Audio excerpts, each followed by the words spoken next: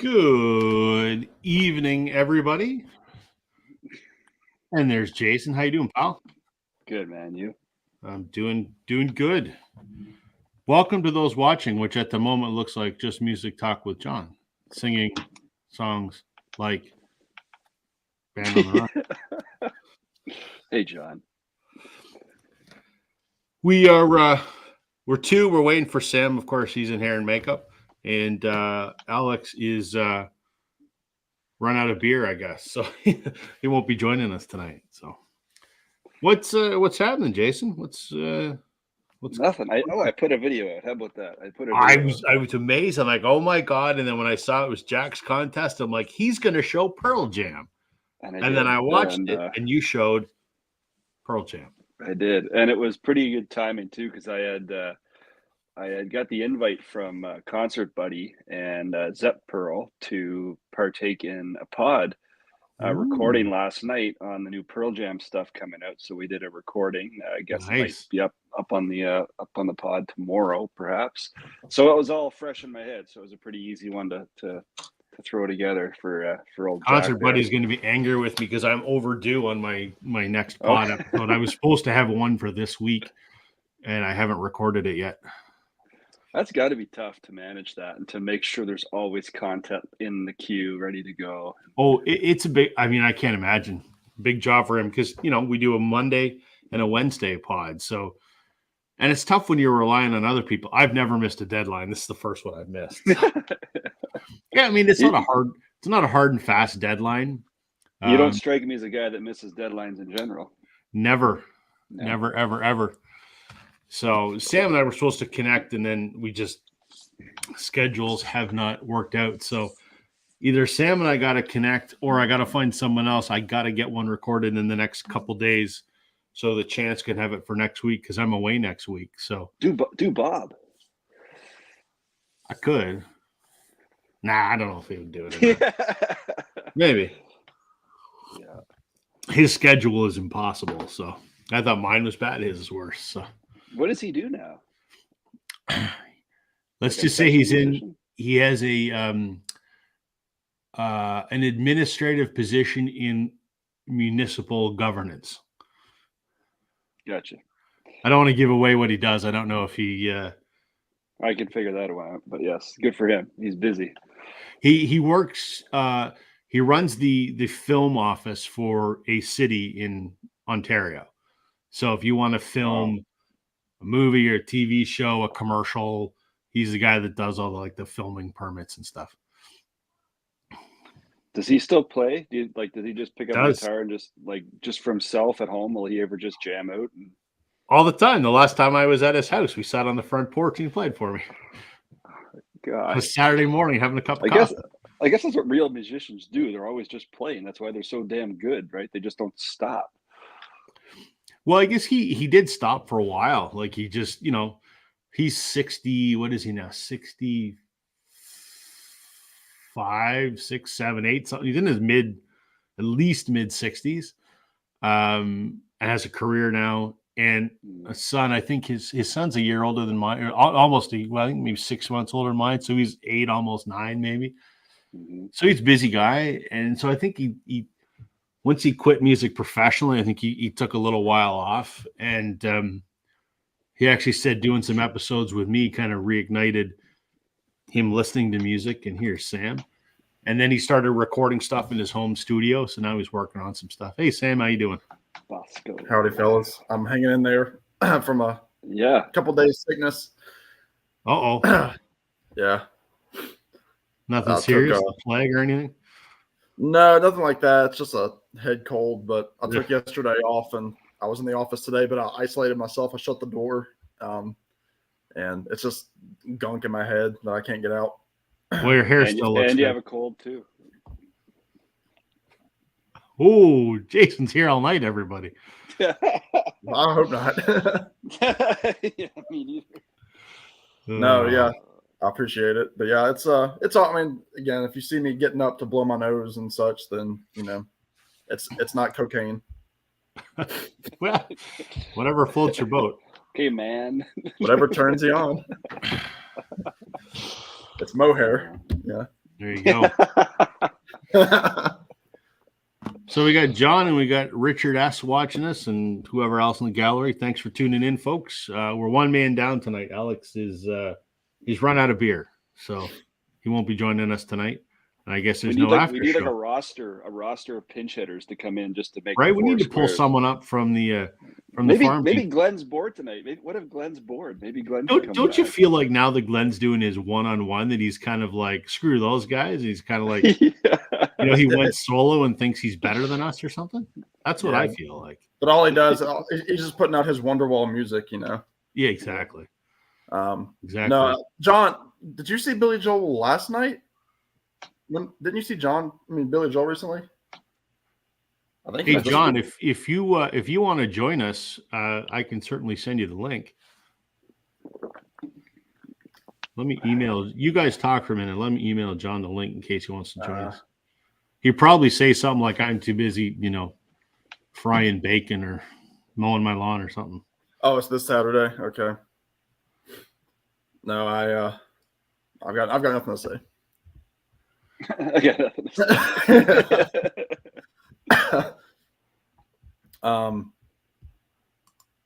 Billy Joel this Saturday with Sting. Wow. For those that don't know, Jason put up a rare video today. Yeah, we talked about it. It's already been covered. It's already it's already been talked about in the first 6 minutes. Yeah. See, there's John pretending like he's busy. He's just editing. John, you're not busy. Is he mowing the grass? Whatever you're doing, stop it. I just emailed you the link. Get on here and let's chat about stuff. He's out there in the garage pretending to work. What does he do in the garage? I don't know. Like he just kind of stands there and talks to his phone. I don't get it. Well, neighbors walk by, they can hear the echo in the garage and say, "Oh, there's that John guy, talking to himself." Between that and the selfie stick, like at 11 o'clock at night in the streets of Orlando. I wish I lived closer to John so I could hang out with John. That would just be fun. Yeah, it'd make me look like a sane person. Mr. Big Shot Glenn, he's already done that. Live streaming from the street is pretty funny. The best one I ever saw, though, I think it was on one of the Thursday night ones that Chance does. And what's the gentleman's name? The guy from Mexico. Forget his name. Come on. Why am I spacing out on this? Jason Rojas? No, not Rojas. God, I forget it. But he was walking down the street in some back alley in Mexico City. I think it's Mexico City. And he's just walking down the road having a conversation. He's like walking by all these like rabid dogs are like jumping at the fences, barking at him as he's walking by. It was a very scary scene. And he's just carrying on a conversation. Well, there was one night, probably last summer, John was walking and talking around his neighbor like midnight. Jose. Yeah. Record down at it. Jose, yeah. And John was walking around his neighbor with the selfie stick at like midnight, and I was on live with him. And some punks drove by in a car and they stopped and were accosting. I was there. From the car. I think you were on that one too, Sam. It was hilarious. It was over the summer. Yeah, it was like 12:30 at night. Yeah. He's like, I must be causing a scene or something. It's like, yeah, you think? You think? Because he's got the flash on too, so I'm sure people are getting blinded coming from behind him. I don't have the I don't have the balls to walk around with it. I don't even own a selfie stick, but I don't have the balls to walk around outside be talking to YouTube. I can't even film in a record store without feeling like a knob. Yeah, it's it's weird because when Alex and I were together back in November, we were filming in his car or his rental car after the record show, and we had to position my phone up on the dash, it was really weird because it wouldn't balance, and we were 2 minutes in, a car pulled up beside us, and we're just we look so stupid right now talking to this phone. But I remember I don't know, it would be probably 15 years ago when they first came out with those expensive lightsabers that you could get at Best Buy. Yeah. And they were $150 or whatever. My best friend and I, who unfortunately is deceased now, but he was a big Star Wars nerd, and him and I went and bought them. And we were out on his front lawn at 2:00 in the morning having a lightsaber fight. Oh gosh, just being uber Star Wars nerds. And his street was busy because it was right down the street from the strip club. So as the strip club was letting out, all the cars were going by. Here's these two nerds. People were laughing and honking and waving. It was hilarious. I wish I could have seen it, but unfortunately, I was one of the participants. So it's pretty Waving funny. the saber. Yeah. That's right. So hello to a few people on here: John, Richard S., Richard Hound, Martin. Richard S., Record Hound, FVA. Everybody's here tonight. Martin. FBA. We've got like 87 people watching, and we haven't even started talking about anything yet. That's what people love. We're still trying to dissect how great my video was. That's all. Yeah. Well, Right. that's what we were talking before Sam joined us. I was like, oh my God, Jason made a video. And then as soon as you were in the middle of your video and you're talking about the Pearl Jam records you don't have, I'm like, I'm going to get on Marketplace, just see if anyone has. Oh, the there's Pearl Jam. always, And I did find an original pressing in my city of the first one, whatever the hell it was called. But the guy wanted like a substantial amount of money. Yeah, I think Chance said he has like 2 or 3 copies. He's going to promise one to Vance and sell it to him, I think. But Chance has all of the he's got Chance, a great 90s collection, I think. He does. Yeah. And Chance used to tease me all the time, and so did David from Safe and Sound Texas Audio Shares. Oh, yeah. The two of them had the Sheryl Crow Tuesday Night Music Club before it was reissued, and they knew how badly I wanted it. And the two of them teased me about it every opportunity they got. Awesome. And like, you sons of bitches. But no, like Chance's 90s collection is pretty impressive. So one of the definite side benefits of being on YouTube is everyone gets to make fun of the records you don't have. Right? Yeah, I love it. Jeez. Well, speaking of records we do have, Uh-huh. kind of a loose topic tonight. We're just talking about, I got to put a little ticker on here. What's spinning? Ticker, how I know her. Yeah, well, there you go. We're talking about what have we been playing lately? Oh, God. What's Jason's just going to show 30 minutes of Pearl Jam records. It's kind of no. There's actually no Pearl Jam in here. no? You know what? I got to say, I've been really busy in life lately or whatever, and then the last few days has kind of settled down. I've been doing a lot of listening, so I just grabbed a handful at once. But it's pretty cool when you get into the zone and you just make the time and you just have album after album after album, and so Yeah. Must be nice. yeah. It seems the only time I have these days to listen to music is in my car. Yeah, and the record skips. Matt's saying, great call waiting on the Sarah McLachlan record. So Matt from Prime Analog Records was showing a Sarah McLachlan record the other day or last couple weeks ago. And I don't remember her discography. Anyway, the one that he showed, he said, it was his favorite and whatever. And I said to him, you should check out the one before. It's having an anniversary reissue. And it's a very, very, very good album. And I'm not a Sarah McLachlan fan, but being a Canadian, I have to, as Jason does, we have to at least be familiar with some of her music. Right. It's mandatory. So I guess Matt's picked it up. That's great, Matt. Glad you got it. So Jason, you've been listening to a lot of stuff. That's awesome. I haven't. I've had more than a half an hour in my office in the last, I don't know how many weeks. And next week. Before we get into the what's spinning, I gotta say your room tour video was a blast. Oh, thanks. I love room tour videos. Like I would never do one because it's just pathetic. But you have like a cool man cave kind of set up there, and holy shit, I didn't realize. Yeah, that's a hell of a space you got carved out, and the Ghostbusters pack that's next level. I said I was a nerd. Yeah, I built that, and it took me. I think it took me like 3 years to build it, and it's 100% screen accurate, and it costs a stupid amount of money. It has full sound effects and lights and all that kind of sound effects. I have an amazing Halloween costume. I dress up as it every year because the amount that I spent on it, I probably have to wear it for 25 years to get my money's worth. But yeah. I think we should wear it for the rest of this live stream. Just let me go strap on I got the full jumpsuit and everything. So, But no, the room tour was fun because I hadn't done one since it was my second video I did 2 years ago, and the room hasn't changed a lot. But when I was looking at my analytics, not that I make a general habit of it, but it struck me that 98% of the people who've watched my videos in the last 90 days have watched videos, from the last 90 days. Like the old stuff, no one sees. And I get it. I have 182 videos or something on my channel. No one's going to scroll all the way to the very bottom to see what I did 2 years ago. So I thought I'll make a new room tour. And I also thought, I hope I can make a better quality video than I did 2 years ago, because I've learned a substantial amount. It's still not great, but it's vastly better. It's still vastly better. Really good. Wow. I do the fade in and fade out, and that's like my editing skills right there. I went with the special effects to have the doors open. Oh yeah. I'm just fucking around, but no, it was fun. And that took me like 2 weeks to make that, because I'm trying to think of.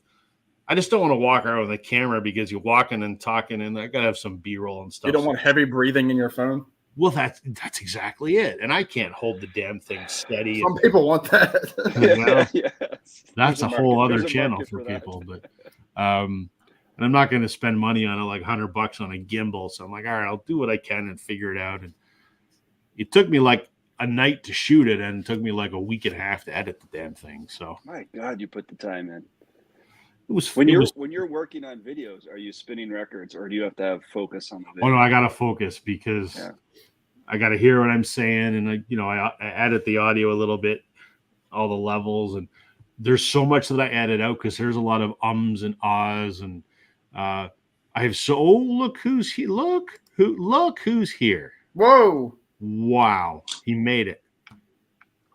Oh man, I'm not crying. You're crying. that's right. Sorry, boys, we ran out of beer. That's what I've been telling everybody. Appreciate you waiting for me. We did. Yes. Well, Yes. you know, See, I can't get the tall cans of PBR. I can only get the short ones, and I can only handle the short ones. Do they only sell them in like kilometers up there? Yeah, that's right. it's the altitude. It compresses the cans. Yeah. You get those little torpedoes. Oh, fuck. All right, we got a few comments here. So, John says, "I have the same Falcon, lights up in the back." Yes, sir. I have a giant Legacy Millennium Falcon. Then what you don't see, or maybe right in the background, but in my living room, family room, on the coffee table, I have the giant Lego Millennium Falcon. So, I got a few of those kicking around. James says, "I got the new debut album from UK alternative band, The Last Dinner Party." I don't know those guys. Do you? You guys heard them? No. Yes. What do you think, Alex? Good, bad, indifferent? I don't have a opinion one way or the other. I don't know them enough to make an opinion. I just know of them. There you go. I guess this is what Record Hound's been listening to. Yeah. Mhm. Okay. Yeah, so Record Hound mentioned that he was talking about John Best of and then John Barleycorn, and I think I said to Alex the other day that I actually just picked that up, Traffic, and it's interesting because I picked it up, I cleaned it last night, I haven't even spun it yet, I just kind of streamed it like months ago, knowing I wanted it, and found it, it's great. But the band Traffic, I think I haven't watched it yet, but Mazzy incidentally, I think did a video about a week ago on Traffic, so I'm gonna look forward to watching that for sure. But that's I've been streaming their first two albums continuously for like 6 months, and anyway, Barleycorn seemed like a good one. I guess one of the Winwood came back for Barleycorn, I think, he was gone for an album and came back. I don't know if Winwood ever was. I think Capaldi might have come back. I think Winwood was there the whole time, but I'm not a Traffic guru, as it were. But yeah, I mean, those first two are very, very different than sort of the Barleycorn era and the Shootout at the Factory and all that kind of stuff. So Cool. John says he really dug my room tour. Thank you, John. That's nice to hear. He says, "I'd love to pick your brain on those Warmouth builds." Yeah, absolutely, man. My email is in the videos. It's northernrevolutions@gmail.com. Drop me an email. I'd love to share what little I know. I mean, I've built, I think, 1, 2, 3, 4, 5. I built 7 electric guitars at this point. So, and I used to work in the wood finishing industry, so I can pick up a spray gun and make something look pretty nice. I'm glad I don't paint anymore, but I certainly could. So Stop Rob, Sam, What? What? Rob, what industry did you used to work in? Wood coatings, paint. Oh, well, that's no fun. Sorry, man. Something about wood. That's all we needed to hear. I'm still in the wood industry, so So I'm told. not in that capacity. Anyway, Stupid. where the beer at? We New found- idea for a channel is After Hours of John and the selfie stick. That Oh, sounds good. dirty too. No thanks, John. Nice catch, Rob. Bonsoir, mon frere. Alex, that means good evening, my brother, just in case you wanted to know. Thank you, Rob. Well, I just don't know how much French you know, man. Alex knows more about Well, Canada than I do. I Probably think knows it's more why French FBA than I says do. it too. But the only or the one classic French line. I don't know. Anybody used to watch The League ever? Like that was one of the. I think this was like early 2010s. One of the funniest shows. It was on FX, I think, and the whole idea of the show. This is where like oh God, what's his name? Who's the guy that created like Big Mouth? John Mulaney. Nick Kroll. Oh, Kroll. Kroll, I don't know if he created Big Mouth, but obviously was big in it. So this is where Nick Kroll was in it and like a bunch of other people. But the whole show was based on these like group of bros who were the whole show was based on a fantasy football league. But it was like the funniest show ever. But one of the guys used to say, "Au contraire, mon frere," and like, on the contrary, my brother. So I started using that every once in a while. So that's why we got the mon frere going. So I know the French, Rob. All right, man. I don't know. I took French for 10 years and can barely speak it. So that Lego Falcon is worth what, $1,500? No, you can get it for about where I am, about $1,000. I did not pay Wow. $1,000, but One of the best bits on the old Conan show is when Harrison Ford is there and his producer is the nerd, is Jordan Schlansky. He comes out, he's like, he wants. I him to love sign Jordan. it. He's great. And then he's like, "Would you sign this?" And then Harrison Ford says, "Yeah." He goes, "Oh no!" And like he drops it. Yep. I mean, it's obviously staged, but it's top notch comedy. Yep. Cardboard Head Guy wants to know what my favorite signed item is.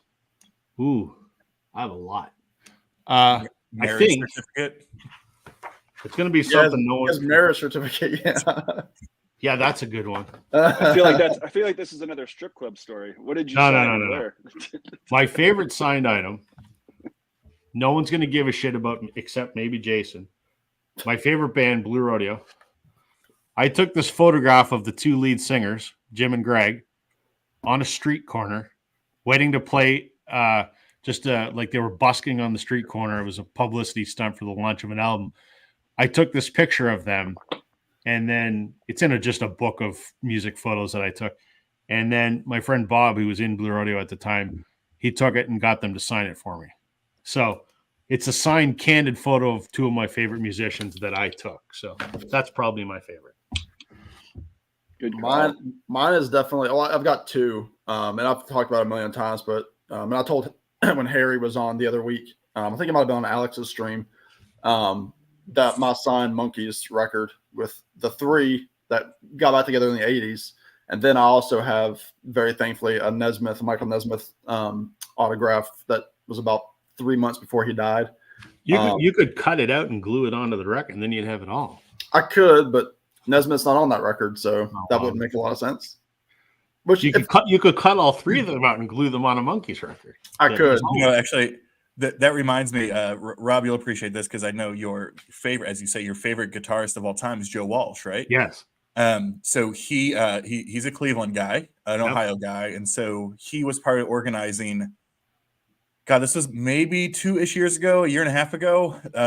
They did, he's always doing like some kind of like service type fundraising events. And so him with the James Gang were organizing this Ohio for Vets conference. I saw that advertised. Yeah.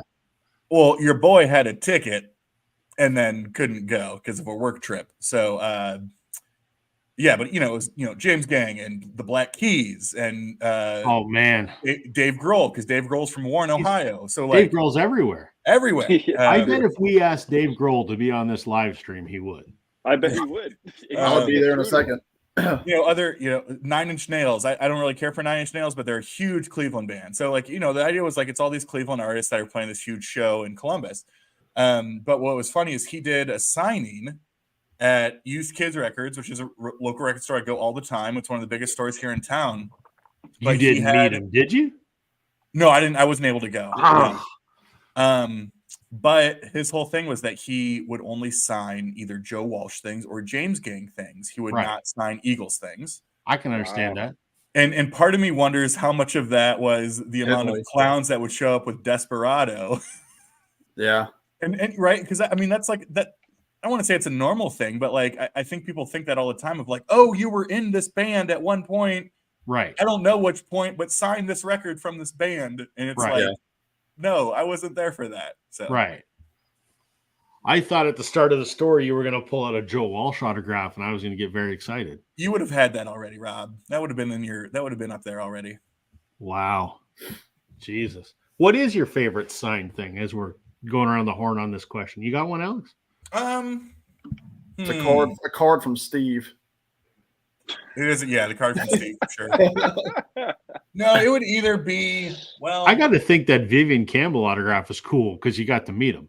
That is cool because that was like, I think there is a difference between like what is probably the coolest is like I do have like the most recent Def Leppard record that's signed by all of them, but that was one of those like fan club things, right? Like I have Taylor Swift autographs, but they're cool, but I didn't meet her. So right. The Vivian Campbell thing was cool because he was playing with Last in Line, which is his Dio project, obviously minus Ronnie. Right. Playing in a tiny club that fits probably 600 people, and it was just me waiting out by the tour bus, and he came out, and I was sitting there with the 3 Dio album record sleeves that he was on. And it was just him and I, and he was just the nicest, sweetest guy. That's cool. I love that. Happy to sign him. So, again, that's cool because it's the interaction piece opposed to like, oh, I bought this autograph. It just feels different. Right. What about you, Jason? You got one? I don't know. I feel like I'm going to forget something. The first thing that comes to mind, like music-wise, is I was at, if anyone out there, I think I see Curtis, the young LP Larbers. He's a Nova Scotia guy, I think, isn't he, Rob? Yes. So the Rebecca Cohen Auditorium in Halifax, I saw fingerstyle guitarist Don Ross there. And I was like first, second, third row for it. I was like right up. Actually, it was first row. And because I remember my buddy and I were worried it was going to be too close, but no, it was freaking perfect. And so it was, it's a smaller venue, maybe 800 seats or something like that. So kind of a really intimate, interactive kind of thing. And then after the show, dude's selling CDs and he's just talking with everyone that wants to talk to him and he just signs it, right? So I think, like you said, if you can get the autograph in person, it means a little bit more than just kind of buying it. But it's still cool to have one regardless. But that one in that case was, I was there. I talked to the guy, told him how awesome it was, signed the CD. I have the CD upstairs. So that's the only one I think I have from a musician. I have like random other stuff, but it's nothing fancy. Cool. Since we're talking about what's spinning, Record Hound is saying he's purging his collection large, so all listening are random records of all kinds. And Martin says, if you're purging, just drop them off on my where do you live? How right? fast can I get there? Exactly. First come, first serve. And he's saying that he's planning on doing some shows. Wow. So you're purging a lot for sure. Let's see here. Martin wants to know, does anyone have some That's wizard? an Alex question right there. Yeah. You got any wizard, Alex? You got that whiz? No, I don't. I wish I did, though. That would be dope. I'm a big Roy Wood guy, but not that much, I guess. John Jones says, that's awesome. I'm referring to my Blue Rodeo autograph. John, that is my favorite band, and I have probably the biggest Blue Rodeo collection that may exist. And I have because I know some people in the band, I've got a lot of stuff that people casual name dropping, all good. No, but it just in the context of the collection, I've got a lot of stuff that a lot of people probably wouldn't have.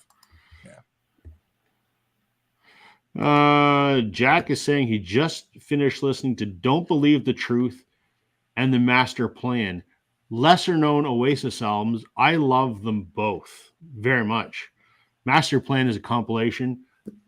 Well, let's table this because I do have an Oasis record in my now spinning pile that will, when we start going around the horn, we'll. Oasis made an appearance tonight on Jeopardy for those that watched.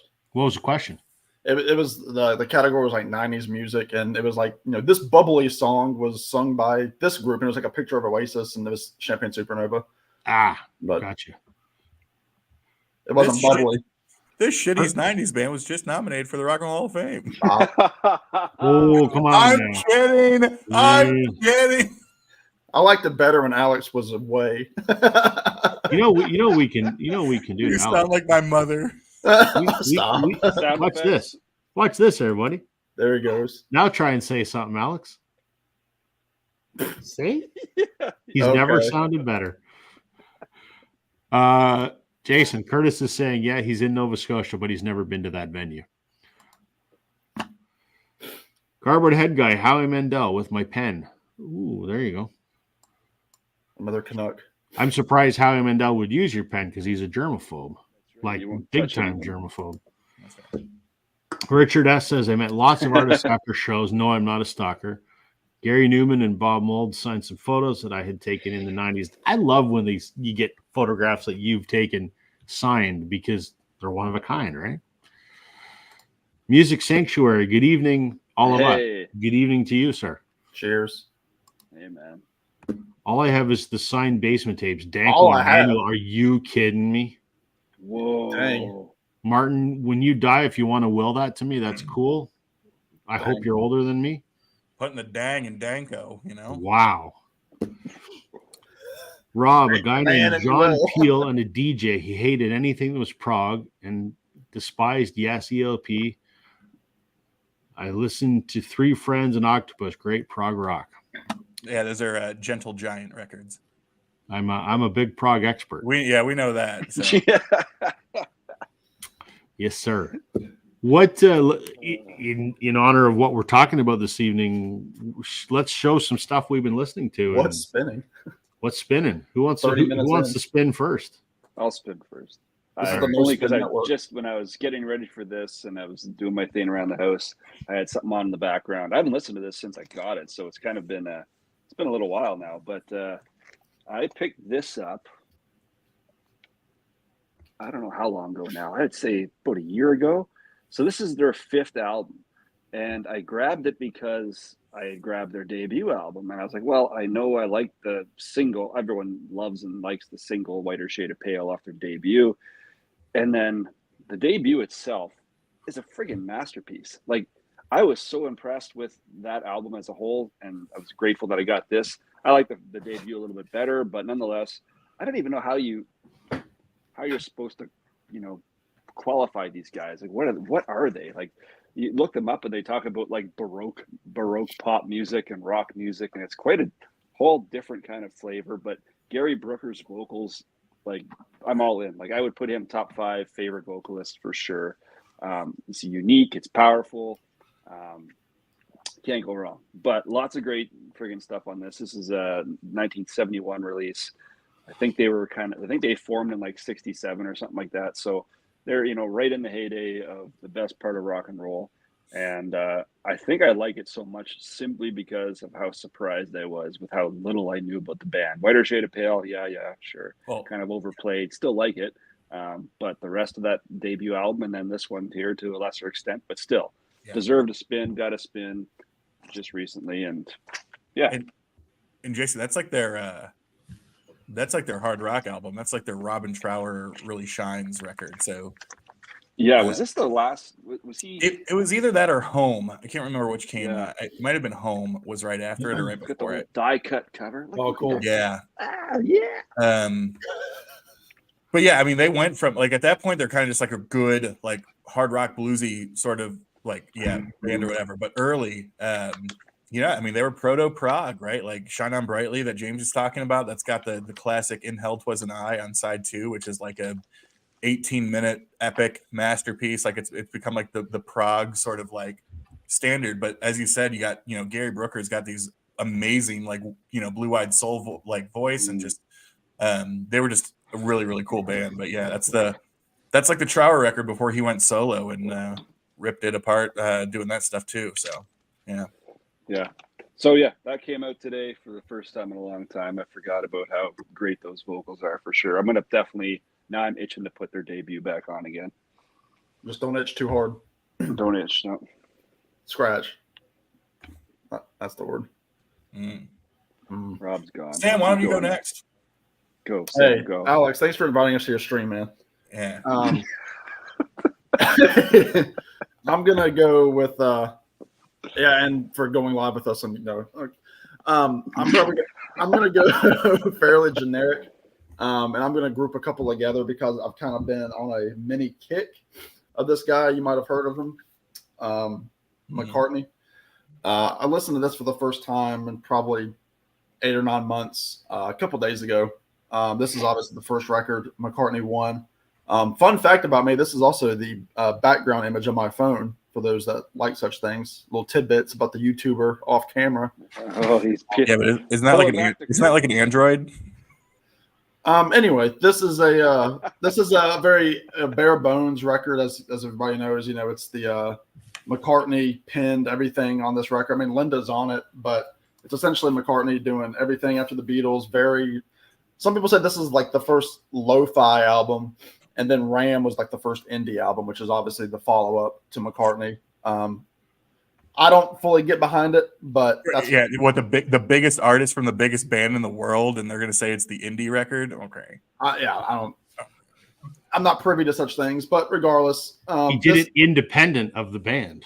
He did, but it's on Apple Records. Yeah, small little independent label he was on. There's some cool stuff on here. He released it on his own label. I mean, how more indie do you want? Anyway, this has maybe I'm amazed on it. So that's a pretty big feat for somebody coming out of the biggest band ever. But it's also got some great cuts. I love the song Junk on here. A short little, less than 2 minute long instrumental about a yard sale, essentially like a secondhand store. John Denver actually does a really good version of it early in his career. Teddy Boy, I actually like the song Teddy Boy. That dates back to like the White Album session. Those are both on the anthologies too. They are. Junk dates back to some later Beatles days. Every Night is kind of a cool song. The Lovely Linda is kind of a cute little intro to the record. Man We Was Lonely is kind of a neat, kind of a bouncy little tune. But then there's also like these like instrumentals like Hot as Sun, Glasses, Karina Crore, was like Mama Miss America, stuff like that. That's just kind of like, I can understand how it was polarizing for people after they heard Abbey Road, the year before, and even Let It Be earlier in 1970.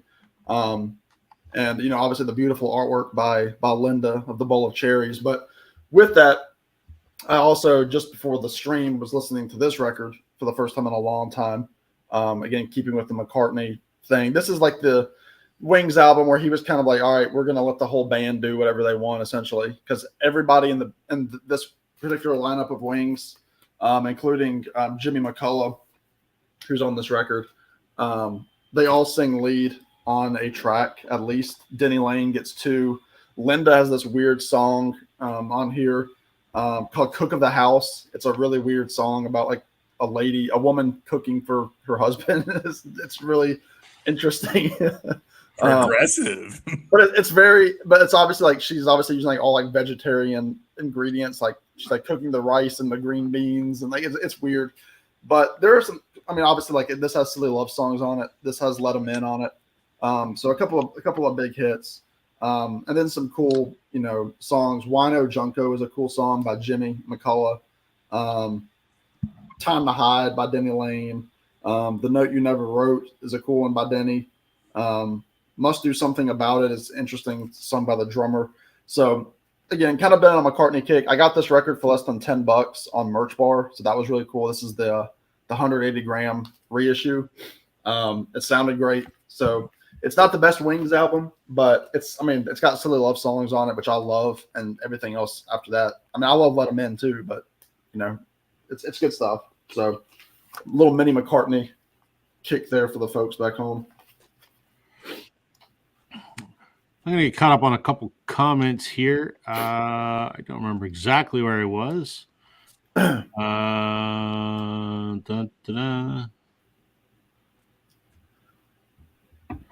Where am I? Right about here, I think. Sure. Hardboard Head Guy says his favorite signed things is Happy Together album signed by Mark Volman. I have Mark's book signed, and I have the Beach Boys book signed by Bruce Johnston, all acquired through the souvenir table. I have Best of the Beach Boys signed by Mike Love and Al Jardine. I've not met either of them, unfortunately. I mean, I don't really care about meeting Mike Love. I would mind meeting Al Jardine. I have seen both in concert, though. Hey, Prog Expert. I don't know if he's talking about me or Alex. Ever heard of Ocean Size or Amplifier, both of Manchester, UK? Excellent stuff. No, I'll let you field that one, Alex. No, which defeats the expert part. So we answered 2 questions in that question. I do not know them now. Shine On Brightly is very good. Procol Harum. Record Hound says he needs a good copy of that Procol Harum self-titled. Showing that album, Jason reminded me, I didn't do our weekly graphic I was going to do with our faces on a classic album. So I apologize. We'll get But that would have been that Broken Barricades would have been a good one. Damn it. But hold that back up, Jason. That'd be a good one. Oh, a good one. What an opportunity. So, Hey. well, I'll add that to the docket, and I'll have to do one. Alex, you're going to have to host next week because I'm in Vegas for work. So, but maybe I'll do up a graphic for you guys ahead of time. For work in Vegas. No, it is work. Trust me, it's not fun. There'll be some fun. Is there You don't know any, what my job is like. No, Alex, would you say that, ladies and gentlemen, we are floating in space as a little noise pop? Ew. Nose pop. That's something else. Yeah, sure. If someone were to say that, I would be like, okay, I wouldn't push back on that. I don't know that that's what I would use, but yeah, I got no problem with somebody saying that. Martin's been playing some Phil Oakes. Good stuff. Phil Oakes, Richard, I had a really hard time getting into McCartney's first solo. I could see that. I mean, it's weird. I'm a giant Beatles fan. Don't really care much for the solo stuff. Like Lennon's solo stuff, the rest of it. I have a few McCartney albums, but whatever. Mm-hmm. I think the Velvet Underground had the first lo-fi albums. Yeah, in reference, I think Sam's saying that McCartney was the first lo-fi and Ram was the first indie or whatever he said. I would agree. Velvet Underground would probably be the first lo-fi albums. Yeah, I'm with you on that. Simple Sister, what a great song. Record Hound says, I just got McCartney's first cheap, looked rough, cleaned up nice. Every track on McCartney, James likes except the last one.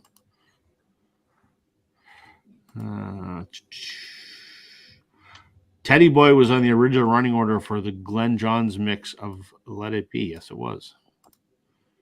Wings at the Speed of Sound turned out better than CCR's Mardi Gras. That's not too hard to do. I think the four of us could make an album better than CCR's Mardi Gras. We could just fart in the wind and it would sound better. Well, it's not a good album. It's pretty bad. Fun fact, the beat of Let 'Em In is exactly a spinning 45. Friends 45 was warped, so the tone arm danced to the beat. That's funny. I was excited when I saw McCartney, and I guess it's coming up on 2 years ago now. He did Let 'Em In, and for me that was like a big treat. With oh, that's cool. It was like the fourth or fifth song, and the doorbell happens, and the whole stadium. It's like, oh, he's doing Let 'Em In, and he had the horns, so it was really cool. Hello. Speed of Sound. Still remember buying it at Towers like it was yesterday, almost 50 years ago. So Martin is a lot older than me. So if he wants to leave me that signed basement tapes, I'm okay with that. Rob's just writing Martin off. Well, he's 50 years older than Pull the so- plug there, Rob. Well, I'm not saying pull the plug, but if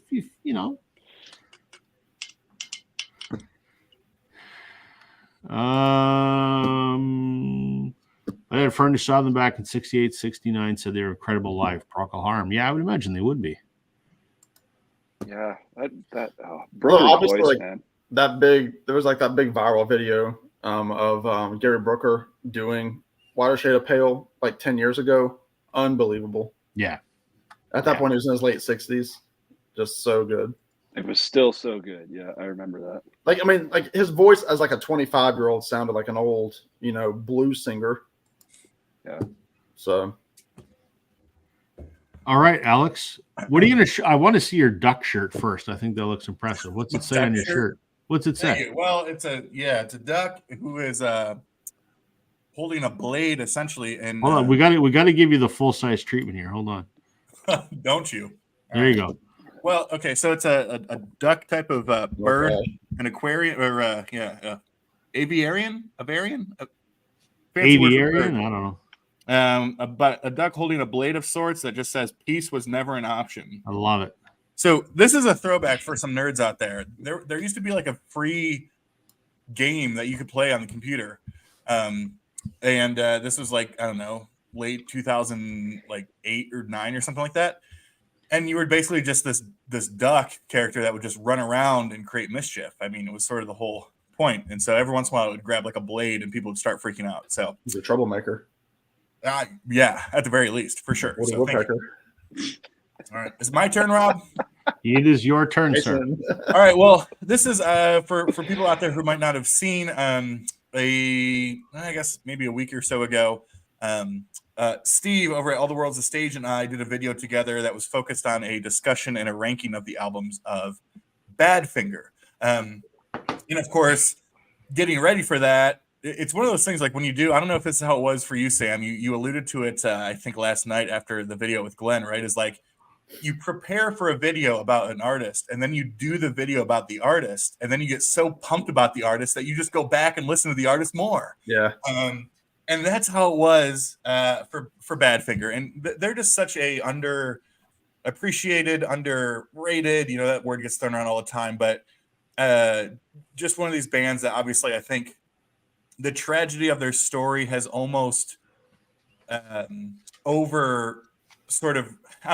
almost overshadowed what they did musically. So when people are like, oh, Badfinger, what a tragic story. And you're like, yes, like probably the most tragic story in rock and roll history. And also they did a lot of really great stuff. So just real quick here, because I got to complete this, but their debut with a bit of an asterisk, technically their debut was as the Ivies called Maybe Tomorrow, but this was their debut as Badfinger, Magic Christian Music. Of course, this had the big hit, Come and Get It, that was given to them by Paul McCartney. Just classic. This was also produced and arranged by Tony Visconti. So like, they had, and one of the first artists that were signed to Apple. So, I mean, they had all that sort of support from that, clan of people or whatever. But I love this record. There's so much good stuff on here. They would kind of later blow up the next year with No Dice. I'm not a big 45 guy, but got a nice little 45er of No Matter What on here, which is just a awesome banger. I think I've got the 45 of Come and Get It, I think. Oh, is that right? Yeah. On Apple. The classic record that I think belongs in any rock and roll collection to me is their sort of masterpiece, straight up.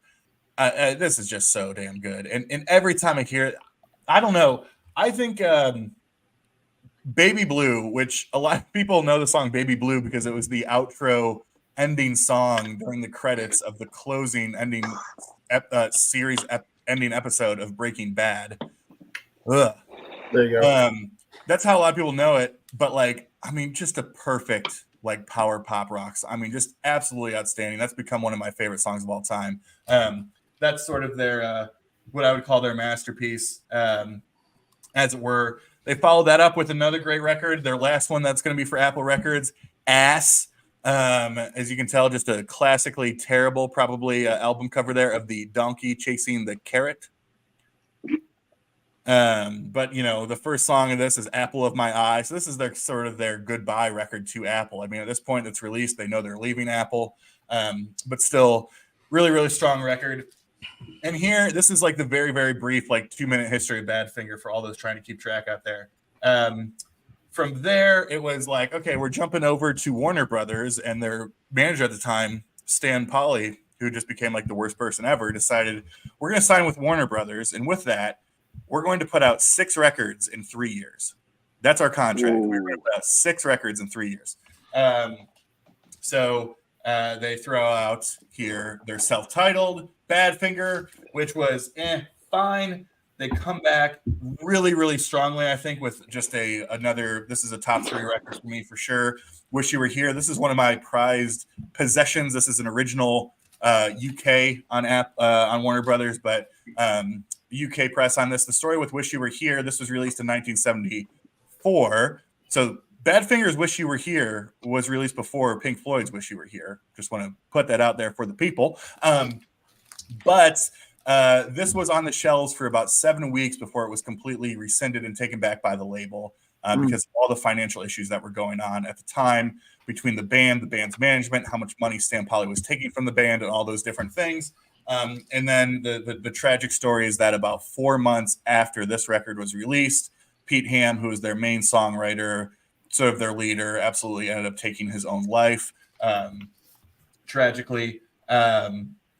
Let's see, what else do we have here?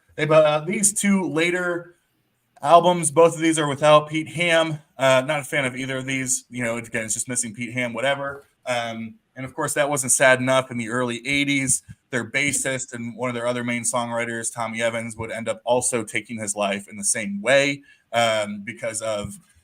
And I think this is a sad path to go down, but it's interesting that these were individuals who, in their close family and circle of friends, were citing specifically the business and creative ailments that were going on within the band and within the industry, specifically as their reason for doing these things. They weren't like these long, time depressed people that everybody's like, oh, they're really depressed. Who knows what's going to happen? It was just such a terrible thing.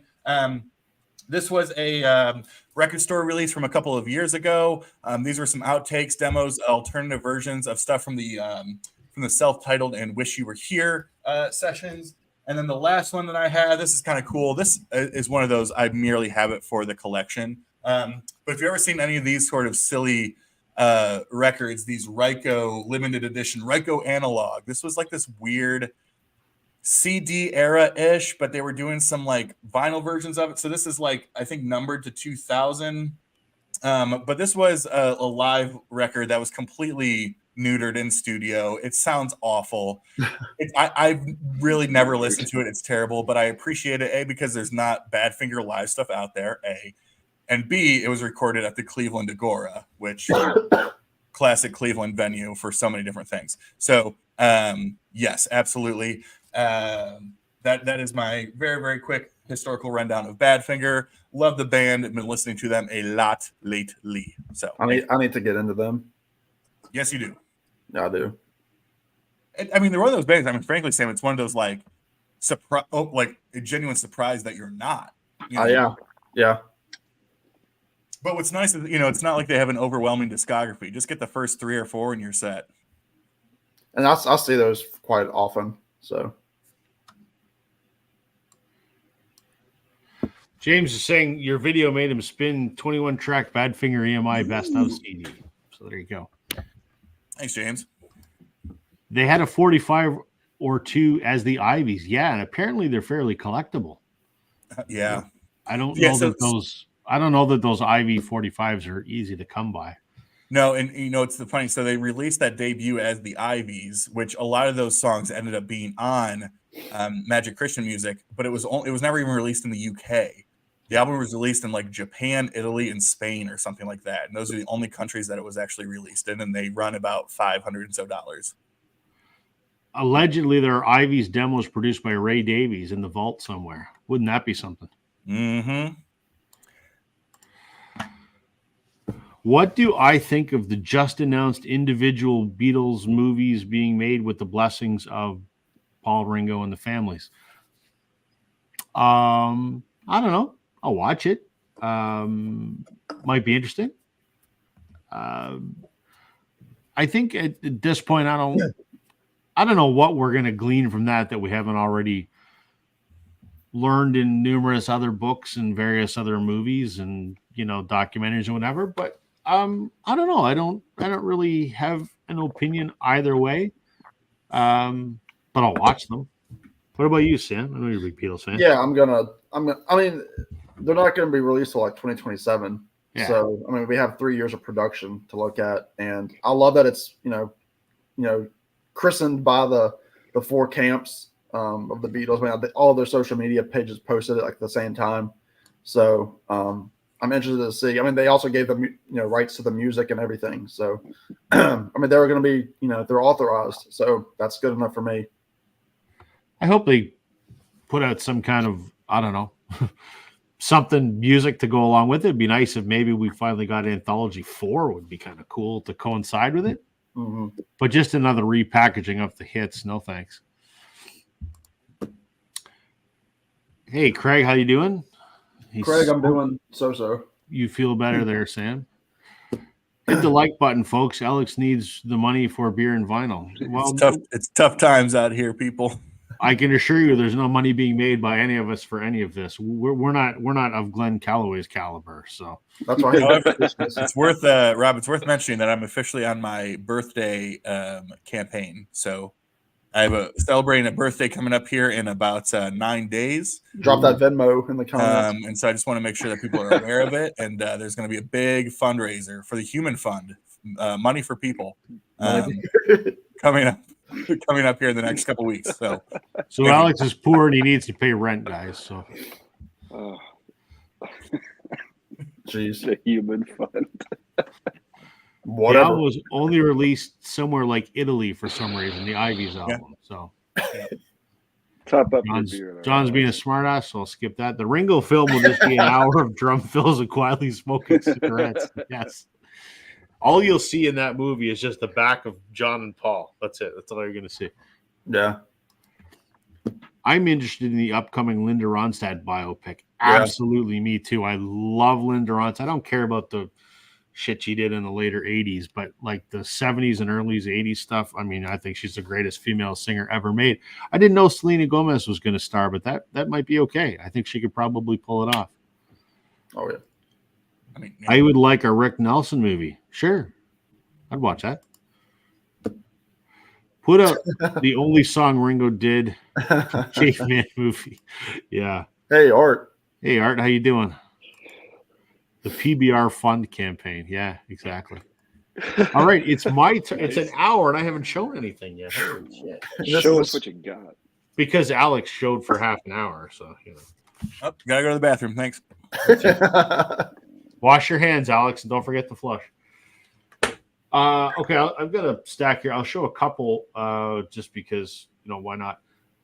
Couple new pickups. This is the thing I've been spinning a lot. The new Green Day record, Saviors. Heck I yeah. haven't listened to this at all yet. Are you happy? Oh, bloody fantastic. I love it. Love it. If I were to rank Green Day albums,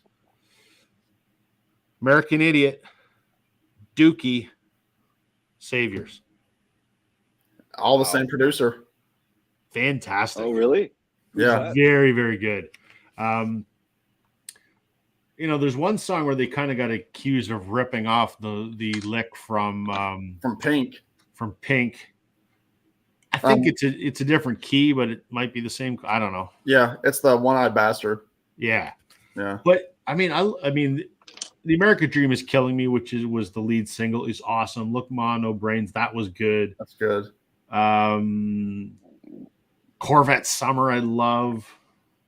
Father to a Son is I was just saying Father to a Son. That's not what I would expect from Green Day, but damn it. It's a great ballad. Oh, it's everything about this record is fantastic. So digging it. There's like about 30 different. This is like McCartney 3 level of variants on this vinyl. Like there's so many. They're all pink and black. Yeah. This one's just black. That's all my local had. So I'm good with it. Yeah. So I still got to get the wife a copy because she listed one. That's fantastic. We don't share records. My record's here. Her record's up there. No cross pollination there. So Too much wax. that's right. And then the other new arrival, which I was thrilled is finally on vinyl, is the soundtrack for That Thing You Do. The Oh, Tom you Hanks movie. grabbed it. Oh yeah. Oh man, it is. I love this movie. It's fantastic. It's a very vintage sort of set in the 60s about a band that was a one-hit wonder, fictitious. Tom Hanks is kind of like their label guy. It's a fantastic movie if you haven't seen it. I had this CD soundtrack and I still do, and this has been rumored that it was coming out on vinyl forever and ever and ever. And it finally came out back in October on Mondo. And my experience with Mondo was frustrating, to say the least. Really? I pre-ordered it, and it said it was going to ship beginning of November. Nothing happens in November, but I see all kinds of listing on eBay. I see my pal Chance, concert buddy. He's showing it on his channel. He's already received it. I'm like, I ordered this a month ago, and mine hasn't even shipped yet. So I emailed Mondo, and they go, "Oh, we're going to look into it." And their response was, "Oh, it'll ship at the end of the month." Took like 8 weeks for this thing to ship with no reason for them why. It didn't ship till the second week of December. It was supposed to ship the first week of November. I ordered it in October. And then it gets lost. I'm watching the tracking, and it made it to like Dallas. And then for 5 weeks, it went nowhere. And I emailed the back and I went, "Guys, the tracking's not updated. It was supposed to be here 3 weeks ago." I think it went out by like DHL or something. And I said to them, "It's gone nowhere." So they sent me a brand new copy. And that arrived within like 4 days. And then 2 days later, the lost copy arrived. So I gave the lost copy to my wife. But it sounds fantastic. And it's on a very cool... That'll get her. He's got On a the cool, Kavorka like, boys. Ooh. It's a I like looking that. record. That's pretty. It is. It's nice. So Yeah. great movie. Shipping Glad to stuff. finally have the soundtrack on vinyl. I'm So still listen fighting to- with acoustic sounds about shipping stuff. Oh yeah, what's going on with them? Oh boy. Well, Jason's going to court over this. International court. I sent them Oh. an email, super polite, like, "Hey, I'm just trying to close Super a loop Canadian. here. What's the deal?" Yeah, pretty much. Yeah, it was like probably about 4 or 5. He's got that Canadian stories in there. Kavorka going on, you know. Well, you know what you need to do, Jason? You need to send them an email and go, "Listen, He's got that People. Kavorka. get me my damn record, or I'm sending in the A team, and Mr. T's going to kick your ass." Kavorka. Oh man.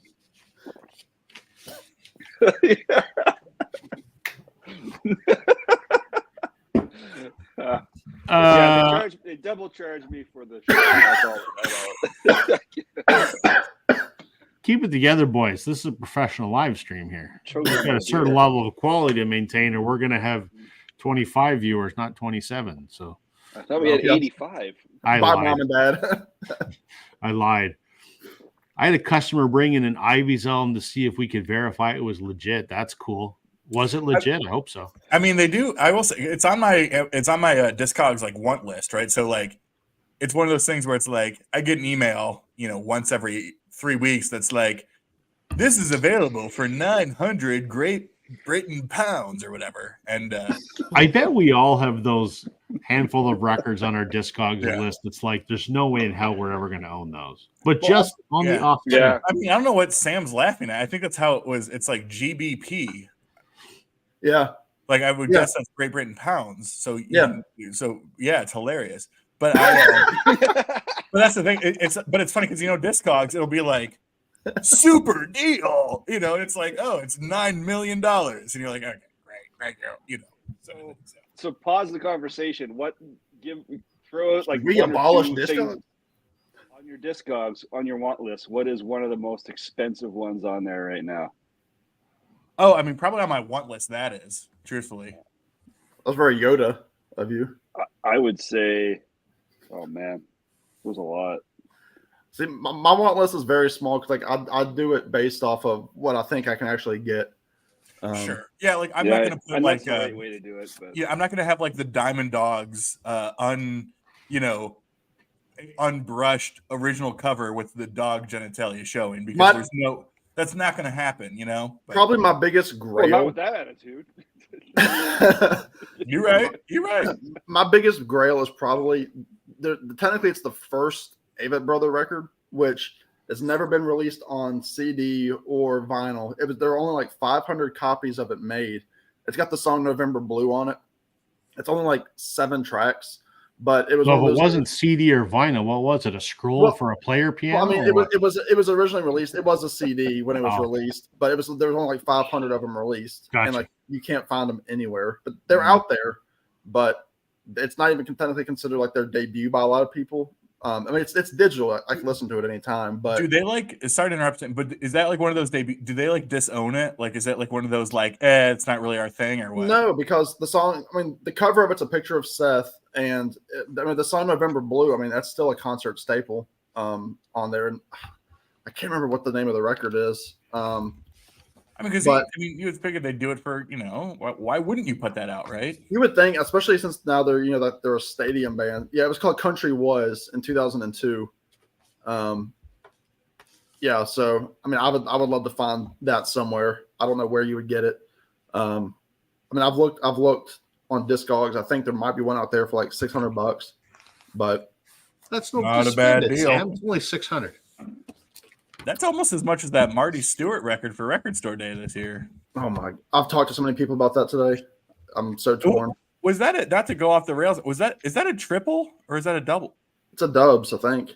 A double record. That thing better come with part of Marty's hair. Better come with Marty himself. Again, that's Friday music. They put out the stuff that is like they know that it's like a FOMO thing because like nobody else is going to put it out, and they jack the price up for a very inferior product.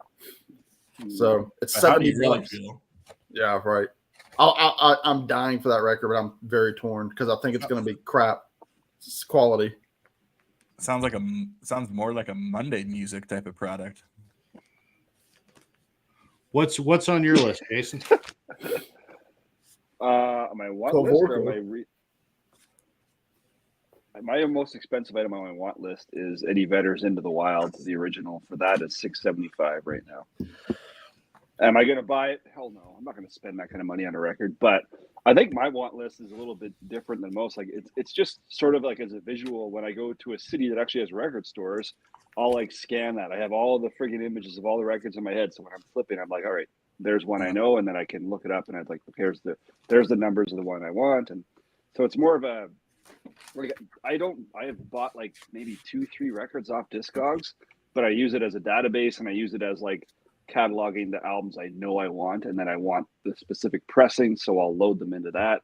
So it's there as a resource, but not really. I can never look at the emails I get every day. Oh, you have 85 new items in your, for sale, and I'm like, wow, I never look at that, right? Yeah. If I want something that bad, I'll just start looking for it and figure it out. But yeah. I almost don't want to talk about what my most expensive one is. Alex knows what it is. What is it? It's and I laugh not because of what it is, but I laugh because I owned it and now I don't own it. And now it's Taylor Swift's Red, but it was the ACM submission version. So when that album came out, they sent 500 copies out to all the voting members of the Academy of Country Music, and it had a special slip cover on it that said, for your consideration for the ACM Awards, and it was on red vinyl, which at that time that album wasn't available on red vinyl. And I bought it off someone off eBay, and they were a fucking moron and didn't know how to ship it. They didn't pack it in cardboard. They put it in an envelope. I'm not shitting you. And the corners were dinged up bad. And I'm like, I said to the person, you destroyed this record. Who ships a record without cardboard? Well, I'll give you a 10% discount. I'm going, you're going to offer me $10 off a $100 record. And I stupidly said no thanks and shipped it back to them and got my $100 back. And now one in good condition, or VG or near mint or whatever, anywhere between $4,000 and $6,000. So I should have kept the one that was in shitty condition just so that I could say I had the one that's in shitty. You could have sold that for $1,000. But I wouldn't want to sell it. So, No, you know, would. Yeah, for sure. so I put it on my list and I'm like, I did get a butcher cover. So maybe at some point in time, I'll, you know, What who knows? what does a really good butcher cover go for? Like good quality? You can't answer that question because it depends. Are you talking first state, second state, third state? What condition are you talking about? Top of the line, Prime most rib, valuable one. sirloin, you know. Well, so if you wanted a Nearman or VG plus first state stereo, those are the most rare. But those are that's unrealistic. I mean, you're probably talking $10,000. That's like your black, like we talked Easily. about before, that black market vinyl trade that no one ever hears about. That those things get exchanged, right? But the reality, I mean, Rob, you're the I was going to say nerd, that in a good way, right? Like you're the nerd. You're the academic in this way. Like most people, when they're buying a butcher cover, are going to go for a second state, right? And they probably, an assumption I'm making, are probably less concerned about the condition of the actual vinyl itself. Correct. And so in that case, and I mean, and truthfully, not necessarily to say that they're less concerned about the peel job, but you know, it's one of those things that there's really, really good peels, and then there's other ones where you're like, someone had a bad day. My peel is garbage. It's terrible. Yeah. But do I care? Banana. But do I care? Not even a little bit. All I care is that I own one. Because that's real life, that's kind of the thing, right? Yeah. Yeah. In real life, I've only ever seen two. I've seen a second state at a show that a guy wanted $1,500 for 15 years ago. And then this only other one I've seen in person is the one that I own, which is a third state mono, pretty shitty peel, but I own it. And that's all that matters. I don't care I'm never going to play it. I have other copies of yesterday and today, so that's fine. And I don't play that album anyway. I'll play the UK albums, but I have it. I have it. So I can look at it and it's clear what it is because it's completely peeled except for one little spot in the corner, but they did a shitty job and I don't care. It's seam splits and it doesn't matter. Right. Doesn't matter. That's super cool though. Let me just back up on some comments here. I was all right, so here we were. Music Sanctuary said Green Day was surprisingly good performing at the halftime show at the Grey Cup. Yes, Grey Cup is the Canadian version of the Super Bowl. Good. It's for the Canadian Football League. And that was back in the fall, and Green Day was our halftime performer. And they were awesome. And they played, I think they played American Dream is Killing Me. Yep. And something off American Idiot and something off. I meant they did American Idiot. Yeah. So that was a great performance, yes. Does Alex have any Guinness? No, I'm not a huge Guinness guy. I don't mind it. I just my thing is if I'm like quantity drinking, give me the cheapest, lightest nonsense that you can. So correct. Correct. We need to be asking PBR for a sponsorship now. I don't understand how we haven't got one yet. Maybe I'm drinking it and buying PBR because of Alex. Like Alex is an influencer for PBR. Well, I noticed I would Jason, never have bought that shit. Like one of these days I'll influence like some good in this world, but instead Jason went from craft beer to PBR. I still have craft. I still have some good Yeah, craft. This is what we're going to do, gentlemen. I'm away next week. The week after, we're all going to have a PBR. I'm going to have an empty one because I don't drink, but I'll get the wife to drink it. And I'm going to take a screenshot and all of us are going to hold up our PBRs. And I'm going to email that screenshot to PBR and go, hey guys, we love your beer. Will you sponsor our YouTube live stream? And they're probably going to delete the email, but you never know. Yeah, Here we go. Later, we're wearing PBR t-shirts on the stream. Sam would never. One of the first times that I was drinking PBR, Sam messaged me and he said something like, I think his line was that PBR makes him feel greasy. Which is why he drinks Miller Lite like a real man. You know? Step it up, Sam. Apparently that Ivy's album looked legit, so that's cool. Well, But I think yes, and because I don't know that's one of those. It's one of those deep cuts that I don't think people would bootleg. It's like, not Right. who wants to bootleg a Badfinger record? Like people aren't thinking about that kind of stuff, right? Yeah. Does anyone read Goldmine anymore? I didn't even know it was still being published. I guess that's what. Yeah, I don't know. You guys read it? I don't read it. I don't. No. I don't know how to read. Marty Stewart is awesome. Yes, he is. Allegedly. Alex just performed a perfectly executed extended pinky PBR pour. Nothing says class. Richard, you're awesome. Perfect. Thank you, Richard. Sweet. New merch coming soon. That's the comment of the night right there. Yeah, you got to I'm pin just glad that. somebody saw it. Oh shit. All right, Sam, you might know something about this. James says his grail was a Bob Dylan 62 4 CDR set, but I sold it for a good price, good pirated bootleg copy. I don't know that at all. God, there's so much of that Bob Dylan bootleg stuff. I was in a store the other day and they had on the wall like a booted box set of like, I don't know if it was 10, 12 LPs. He's the most bootlegged artist over the Grateful Dead. There's a question. What album do you own that you will never sell for any price? That's a great question. I'll sell any of them. Right. I was like, I'm poor as fuck. I'll sell any of them.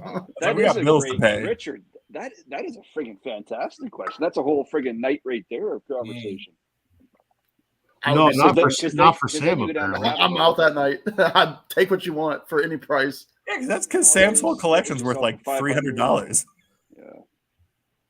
I don't even know. That's tough. It's I mean, ultimately your favorite record. My Butcher cover, obviously, I would never sell. Yeah, all my Jackson Brown records. But someone offers you $1 million, you wouldn't sell that Butcher cover? Oh, for $1 million? Yeah. Oh, yeah, for $1 course you million, would. I'd sell it. Damn Well, right. I Rob, there's two qualifications in the question. And Yeah, one you're is right, any you're price. would. I would never sell for. Yeah, okay, fair enough. Yeah, Richard, we would sell everything for any price. It's was a like- question of, would you sell a Butcher cover for $1,000? all I would have to do for Jason is we can offer you a lifetime of free coffee, and he would say sold. I miss the any price. Yeah, I mean, my adage in price. life is anything is for sale at the right price. Yeah. Yeah. I'll sell you anything, whatever you want. Take it all. Your What about body. your soul? Jason, I don't know if I have a soul. So 50 cents. obviously, we're not the sentimental type with our records. No, we're not. Isn't it round 2 yet? Jesus. Or do you guys even Look what care? you Like started, fucking Richard. Alex is half in the bag. Sam's giddy like a schoolgirl. No, Jason's I just got grinning. like 20 records right I here. got a whole box of Jason's records killing to me. show. You already showed a box of records, Alex. You forfeit all your turns. That's fair. I accept that. I'm just throwing these up so people can read them. Had to give up drinking, but my go-to cheap beer was Laker. Oh yeah. I don't know about I like don't know. I don't know Laker. Oh come on, it's brewed in Hamilton, down on the lake. Laker. I gotta look that up. Laker beer. I don't know. The brewery is an absolute shithole. It's right down by the port in Hamilton. Sign me up. Oh yeah, right. Okay. I'd never sell my Taylor Swift Folklore Never. Long Pond studio sessions. I mean, I have it and I would sell it. It's my favorite Taylor record, but I'd sell it. it's like, and it it's wouldn't like a take much. $100 record US right now. It's for $400. You give me $800, I'll sell it to you. No I'll say problem. my most valuable thing that I have in my collection is my Rolling Stones mono set, and I would sell it for like $100 more than it's worth, probably. Like that's like for real. Yeah. Like, You're too smart. You're right. At the end of the day, sell it. So for more than here's it's worth. John being our Yes, that is the researcher. that's the story. Yes. Yes.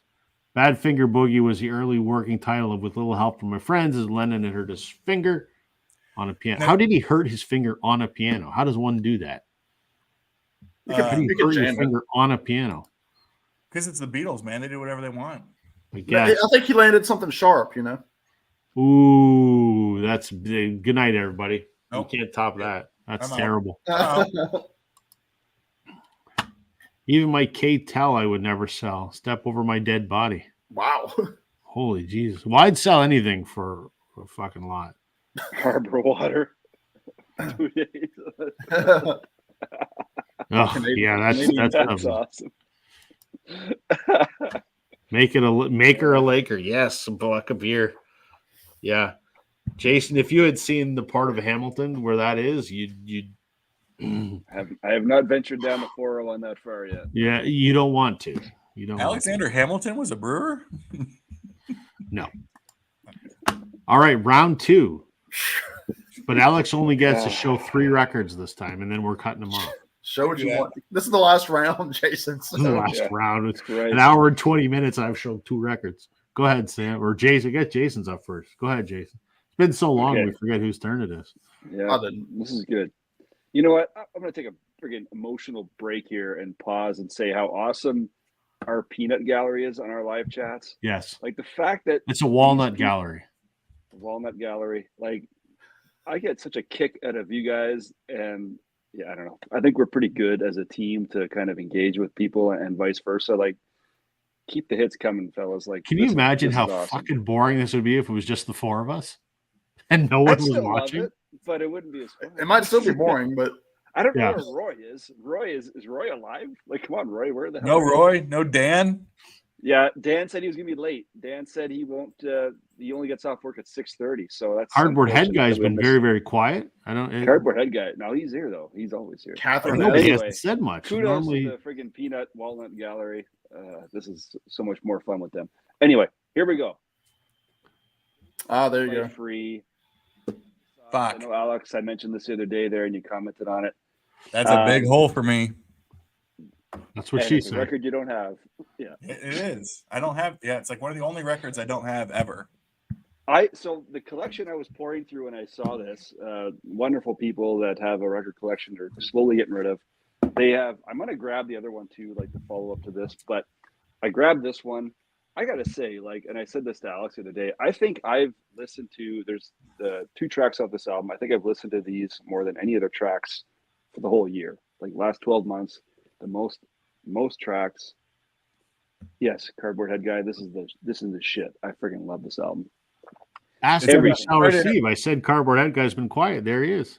Yeah, there you go. Jason, sorry to So- interrupt you, Jason, but I'm so sorry to interrupt. But you have to do the thing where you don't you have to show us that beautiful brown A&M label? Isn't that part of the fun? Oh, yes. Oh gosh. It's so good. If you don't mind me asking, Jason, how much did you pay for that? $5, $10. So it's not a free record then. Oh, Not free. jeez. Dad, you're a I'm out. dad. I I love gotta it. go. You're such a dad. I This is so great. This is like your English blues rock. Right out of the gate was a 60. This is 69, March 69. This came out, and Paul. Here's your Canadian content. Lead singer Paul Rogers, born in the UK, but pretty like UK/Canadian. Like on a lot of people's lists of some of the best like vocalists of all time in rock music, Paul Rogers. Saw him. But the first two tracks, the first one, Over the Green Hills, is like this. What is it, like a minute long? It's just kind of a slow instrumental, and it fades into track 2, which is Worry. Which, holy shit, the song Worry by Free. If anyone's out there still listening to me blabber on, listen to the song Worry Sorry, what? I by wasn't Free. listening. It is so friggin' good. It is such a wicked rock song. I love that song. It is my favorite song and my most played track for 2023 and then some. The song Worry on this album. But like, what a great album. These guys, when they recorded this, these guys are anywhere from, I think I've read 2 different stories. Either it's 15 or 16 years old to 18 years old. These are teenagers making a rock album. And some of the literature out there says that these guys are like, this album is more particularly kind of rough and not really polished, which I think is just even more endearing, right? Like, it's just wonderful stuff. So Yeah. anyway, that's what I've been spinning lately. And lately, I mean, like, you know, once a month at minimum, but usually a little more than that, especially lately. Lately, this has been a lot. So Free, Tons of Sobs, their debut album, 1969. Check it out. So good. Feel free to show more because there's not going to be around 3. Okay, I will show this because I was excited tell Alex, well, he already knows I picked it up. And that's Hmm. Mahogany Rush, Maxum. And Alex, like I'm kind of brand new to this. When I saw this at this collection I was sifting through, I looked it up when I first saw it. I had no idea what it was, strictly by the cover. This is like about 6 months ago I found it. And I'm like, what is this? And I looked into it. And on the back, you'll notice it says, where is it there? It says dedicated, whatever, fuck. It says dedicated to Jimi Hendrix. Yeah. This is Frank Marino, who's a Canadian. Frank Marino is an amazing guitarist. They say he's a very underrated, like, rock guitarist, like one of the most underrated of all time. Yeah. This is, and I gotta say, this brings up a really interesting conversation about when people love an artist so much that they emulate them, and it's like, you know, it's a sign of respect. It's a sign of, you know, homage and all that stuff. But I gotta say, like, and I love this album, but holy shit, it is so Jimi Hendrix like that. Does the Jimi Hendrix estate look at this and say, you're like ripping off our dude, man? Like, it is that close to Hendrix. Not that Hendrix estate is looking for cash or money and they're not worried about anything, but this stuff is very Hendrix like, which is, you know, in my opinion, makes it great. But anyway, solid album. I just picked it up the other day. I've been looking at it for quite a while. I thought to myself, why the hell don't I just grab it? It's not expensive. It's a reissue from the 70s. Awesome stuff. Yeah, Richard, you're right. Like, this guy's guitar work is insane. I had tickets to see Frank here in Columbus about 2 years ago. And he had to cancel his whole tour and basically retire. I think he has some kind of pretty brutal, like, physical health issue. I don't know if it's like his back or something like that, but some pretty, like, he canceled it like a couple of weeks before the tour or the show. And I don't think has played since, but yeah, he's incredible. And ripping on that, I think he's an SG guy too. I think so. Oh, is he? I believe so. But yeah, yeah, he totally rips. But yeah, I mean, the comparison to Hendrix is a common one for sure. I think, like, And you know, the fact that he later puts it's it like on the album, like, he puts Hendrix's name on the album and says, "Hey, cheers to you." Like, you know, like, Yeah. that's, I don't know. I guess that's a good thing. It's also a cover your ass legally thing. Like, hey, this is obviously inspired by this guy. But yeah. Anyway, and one more just for the hell of it. Speaking of great guitarists, last night I put this on front to back.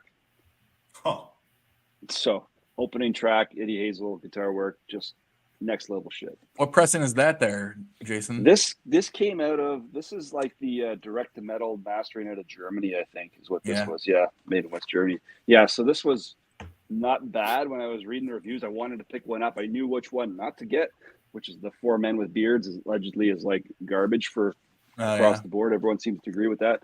But there's no way I could afford the OG of this, the OG, original Westbound. the original one. Yeah. I got one, Jason. What? I got one. Oh my god! I got it for $1. It's pretty. It's pretty beat, I will say, but it plays with no skips. I'll give it that. A little noisy, but no skips. So I'll give it that. That's okay. Noise isn't bad. It's the skips that suck. Yeah. That seems to be the one album that everybody in the vinyl community owns. So I got to ask, Sam, do you have it? Well, Jason just showed. Yeah. Yeah. No, Funkadelic No, I don't Maggot either. Brain. So I think you and I are the only two people in the vinyl community that do not own that record. yeah, I've never heard a note of it. Neither have I. Yeah. Well, I mean, I wouldn't. You two are not exactly like, you know, funk guys. So How do you know? I listen to stuff that I haven't talked about before. am I I need a wrong? refill. I do like some funk. I don't mind some funk. I listened to a lot of it growing up when I was a kid. Okay, let me rephrase the question. How much funk do you have in your collection? I might have 2 or 3, and that'd be about it. Sam? Like a song or two on a record. Anyway, now that Alex has, you know, decided to be Hey, remember, Alex? You point one finger, 3 point back. there you go. Okay. What happened to our stream? And with that, they just left. Apparently. All right, Sam. I care about what you're listening to. So what are you Thank listening? you, Rob. I'm just going to show 100 records now. Perfect. Yeah. Well, show 50 so I can show a few. All right. The So hell with Alex. this is for Jason, who's obviously gone to whatever. But This has always been a polarizing album for me. I don't own it, but I always look for it. Well, you should get it now because it was reissued last year. Okay. On this really, really nice red vinyl. It's Ooh, two I like records. It's two records, but because I mean it's a long record, and it was Petty's reunion, so to speak, with the Heartbreakers, even though they Right. never stopped touring together. Right. But they hadn't recorded an album as the Heartbreakers since 2002, and this came out in 2010, I believe. But this is Mojo. This is like their blues rock album, so to speak. Again, it's Okay. longer. It's probably just under an hour if it's not an hour. But I always kind of held back from it. But I just listened to this last week, and I know because Jason's our blues guy, I sent him a song, and he's like, yeah, that thing cooks. And there were some songs on here. I mean, the opening track, Jefferson Jericho Blues, this really kind of nice bluesy song, First Flash of Freedom. He does a song called The Trip to Pirates Cove, which is very kind of dark. It's that Jericho song, man. That changed my whole day around. That was so good. Then the other single, I Should Have Known It, Killer Guitar by Mike Campbell. A lot of this was recorded live in the studio. There were just a few overdubs from what I understand. And it was the first full-length album officially to bring back Ron Blair on the bass. I see you, Jason, who was the original bassist for the Heartbreakers, who was then replaced by Howie Epstein, who succumbed to addiction essentially. But yeah, this is a killer record. My opinion on it changed a lot when I listened to it last weekend, I guess.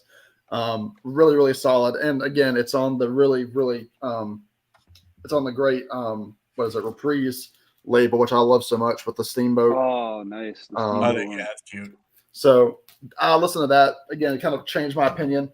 And then jumping around, this is a really cool record too, and it's a great label as well that you don't see that much. At least I don't see it that much. But it's the first album by Cat Stevens called Matthew and Son from 1967. I think he was like 22 on this album. But it's got the song Matthew and Son. But my favorite song on here, just pure pop candy, is the song Here Comes My Baby, which is the third track. There was a big hit by another group called the Tremolos, I think the next year or the same year. Really good stuff on here. Kind of a weird song called I'm Gonna Get a Gun.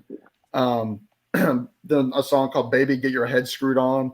I Love My Dog. Hummingbird, Speak to the Flowers. I think it's a really cool, kind of baroque. It's got like the harpsichord kind of sound to it, the Beatley sound. He's obviously pulling from British Invasion kind of stuff. He hasn't found his singer-songwriter sound that you would hear on like Tea for the Tillerman and that sort of thing, or Teaser and the Firecat. But really, really cool, just, British late 60s pop. So check this out. It's not your acoustic guitar, Cat Stevens. But the label is really cool. It's on the was it Durham label? Durham. Durham. Aaron. Yeah. Whatever. But I think that's a great label. And then I'll show one more. I guess they're right. I'm seeing the Zombies in March for the second time, and this is the most recent effort. Really, really good. It's called Different Game. It's obviously it features Colin Blunstone and Rod Argent, original members, and then their touring band for like the last 15 or close to 20 years probably. I remember I mentioned this album to Steve at All the World's a Stage because the very first track called Different Game, and kind of full circle here because Jason mentioned Procol Harum at the beginning. The opening track has a very wider shade of pale organ sound to it at the beginning. So I mean, it's really cool. Again, there's some pretty songs on here. There's the last song, number 10, is an older song that Colin Blunstone wrote in the 70s, called The Sun Will Rise Again. Another great, like kind of a pretty, like almost like string quartet tune called Love You While I Can. Very, very cool. This is probably my favorite of like the Zombie reunion albums that have come out since like 2000 or like the late 90s up until now. So this is really cool. I'm going to be listening to this a little bit more. And then just for, kicks and giggles. Let's see, where's the vinyl? Another piece of red vinyl. with the custom label there. So a lot of stuff. I mean, I've got other stuff here, but those are just some standouts of the last week. What do you got, Alex? Well, I want to give a shout out to Scott over at DJ Vinyl Vertigo YouTube channel that's been around for a little bit. So he created the Soul Tag this year, and he did my prog tag, and it was kind of like a fun little back and forth where he was like, I don't know if I can do it, and I was like, come on, Scott, you got to do it. So, of course, he does the soul tag, and he's like, Alex, where's your soul tag? Alex, where's your soul tag? And I'm like, dude, I don't know if I can do this. And so we just had like a fun back and forth with it. But I'll say a shout out to a local – I have a lot of local shops here, Columbus, very fortunate in that way. Yes, sorry, you are. Jason. But one of them, he started like less than a year ago. And here's the thing. In Columbus, it's like if you start a record store, people are going to look at you and be like, why? Like, what are you going to offer that's different than the other 7, 8 amazing stores that offer the exact same thing? But he came in and he's like, I'm a DJ. Like, my passion is in old school hip hop, soul, R&B, like funk, jazz, all that type of stuff. And so, and this is what I love about these independent record stores. I went in there and I was like, listen, I'm a soul like novice. Like I got like some Marvin Gaye stuff, maybe. Like I don't have a lot, but like I need the pillars. Like I need the things that like people should have in their record collection. And a lot of that was in response to Scott's tag. So it was just interesting. And he was like, "Oh, dude, I got you." So I know this came up. I think Martin mentioned it before. I'd never owned this record before. I'd never really gotten into this genre before, but I got to tell you, man, I'm friggin' in it right now. Like I am in the sauce, as it were. When aren't you? Jason just mentioned this hot buttered soul from Isaac Hayes. That's so good. Is incredible. And I think for me, and I said this before too, I'm like, you know me, like I'm a prog guy. And I'm sitting here going, hold on. The opening song is 12 minutes long. Like It's so good. I'm sorry. Like side 2, the second track. What is this now? Oh, this thing, it's like these songs are long. And I was like, oh, this is what they call progressive soul. Holy shit. Like how perfect is that for me, right? I fell in love with this, but it didn't stop there. I also never had, this was one of those bands that you just hear the singles and you're like, meh, whatever. But he showed me this. He's like, dude, this was like, $6 or $7, man. The World is a Ghetto from War. This blew my friggin' mind, man. This blew my mind. Like, I'm all in. This is like that good, like, aggressive, progressive, soul, funky, like, type stuff. The Cisco's Kid opens it up, man, which is just classic. All in on that. Let me see. I showed Jason this, I think, a couple times. He did give me this nice little original of Let's Stay Together from Al Green. Absolutely love it. We're all in on the soul there. But the thing that blew my mother friggin' mind, the Baby Huey story, man, the living legend. Dude, this is out of control. That's an expensive album. The original of this is like, I think, multiple hundreds, if not into thousands or something like that. So this was like this guy named Baby Huey put out like one record, died of like a drug, alcohol related thing when he was like 25, 26, something like that. This is the Music on Vinyl reissue from maybe 10, 12 years ago or something like that. This is insane. I spun this 3 times in a row. I was like, as soon as I was done with it, I put it on, I did again. My favorite part of this, he does a version of California Dreamin' from the Mamas and Papas that blew my mind. This is insane. I like that. To me, I was like, I'm falling in love. What do I need? I need more music to fall in love with, right? I can't believe that hasn't been reissued on like some kind of grander scale yet. The Baby Huey, like the word is out on that. That's the thing. Yeah, it got music on vinyl, and then they did like a wax time thing of it. Gross. I know. That's what I'm saying. It's like, yeah, you go buy the $18 version, but it's like the Hot Buttered Soul. I should get that Hot Buttered Soul, the Francie Craft reissue, right, Alex? No. Oh, well, okay. To be fair, I don't know that you need the Craft one step, but Craft, I think, reissued it just as like a standard craftery issue. I don't know if it's like Kevin Gray related or whatever, but Could for be, 25, $30 or whatever. I need that. I've been streaming that for far too long without it. That Hot Yeah. Buttered Soul is just gold, man. This was the other one that blew my mind. That's the other Played so many one. times. This Buddy Miles, How man. did you get all these? Them changes. I mean, that's the thing. This all came from that. I went last Friday, that Soul Hall, and what I loved about this is it was so. This was like 1970s independent record store. I went in there. It's one guy who owns the joint, and I was like, "Look, dude, I don't know what I'm doing. Help a brother out." He's like, "I got you," and he just started pulling records for me. And this alone. So this is Buddy Miles. He was in the Band of Gypsies. But I didn't realize. I mean, obviously, first of all, that's an album cover right there. Yep. That froze out of control. But this guy, I mean, he's a drummer, he's a composer, he's an arranger, he's a guitarist, he's a singer. And I think what I've loved is the sort of like progressive soul interpretations of like rock and roll tunes. So I mentioned like California Dreamin' earlier. Buddy does a version of Down by the River from Neil Young on here. It's so great. So good. Oh man, so good. This blew my mind. I was all in. So thank you. So I say this. Thank you, Scott, DJ Vinyl Vertigo, man. Because you forced me to do that tag, I've jumped all into this world, and it's sad because I'm out of money and I can't pay. I can't, Christmas isn't coming early for anybody, my kids, nobody, And that's man. why you're having a birthday fundraiser. Someone's got to do it, man. So, yeah, I just blew my freaking mind. I'm all in on this stuff, and it's like the new thing for me. I'm all in. So, hell yeah.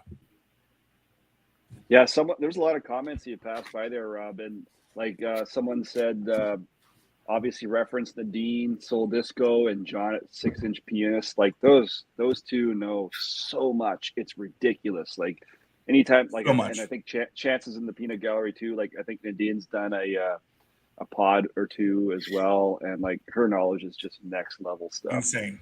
Hey, Roy. But it's like, And here's Roy's the thing. Roy's, yeah, I just showed that them changes. I just showed that. But this is like the deeper question, right? Okay, so we were talking about this when I was in the store because he kept like pulling out these like deep cuts, and he's like, "This is great, but I don't know if it's for you right now." And I started thinking about that from like other types of like genres in music, right? Of like, what are those things of like, okay, if I'm a big prog guy, like, I'll pull out the, the Close to the Edge and the, all that kind of stuff, whatever, the moving pictures, like I give the pillars. But of course, I have my own things that mean a lot to me that I really want to show people. But it's interesting because like the whole like soul funk, and I think that's the other thing too, is like it bleeds so much over into soul funk, into soul jazz, and all these different things that I love all that type of stuff. So, yeah, it's terrible for my wallet, but happy for my ears, as they say. It's all about the organ. Don't I know it? Okay. That's what he said. I'm writing that down, Roy. Yeah, Matt Brown, Chicken Fat. That's rings a bell. Mel Brown. Okay. Yeah, so that just got Jason. I'm surprised your audio file self doesn't know. That one is just got, I think, released on, was it Jackpot? Mike Is that what it was? Mike Over the In-Groove was just showing that. Yeah, that just got reissued. Okay. Yeah, Kevin Gray cut, all that good stuff. That's right up Jason's alley. Yeah, it's also totally in line with his style too. You guys are so great. I love you guys. Chicken Fat reminds me of Foghorn Leghorn. You want to see some chicken fat? Call me. Okay. Well, Oh, good Lord. Save it for the after dark here, guys. Like we don't need to see Alex's chicken fat right now. okay. No, I don't. Ever. Yeah. Who's next? Do we even have an order anymore? What's going on? Rob is finishing up the lineup. I'm finishing up. So I think it was maybe a month ago, we did a topic on artists that for whatever reason we just had never bothered to explore their music at all.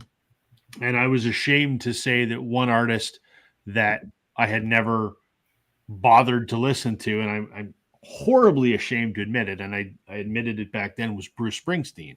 Yep. Yeah. And I don't know why, because that's that heartland rock and roll kind of stuff. sounds great to me, but I had not listened to any Bruce. I've been on a fucking Bruce tear for like the last Right 3 on. weeks. Yes. That's awesome. So, I mean, I just pulled this one just because it was the first one to grab Born to Run. But that whole period is what I've really, really, really been digging. And the album that I've been listening to the most, and unfortunately, I do not own a physical copy, so I've just been listening to it digital, and I've been in my car a lot for work, so I've been listening to it a lot. Nebraska just fucking blew my mind. Little different than the other stuff, obviously. God damn, all of that. This and The River and Darkness on the Edge of Town and all of that stuff.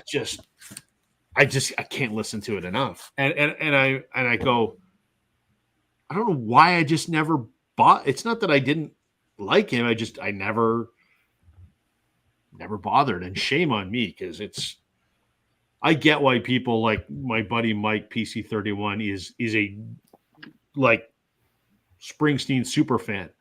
I get it. So that's cool. I've been listening. I just picked this up on vinyl a few weeks ago.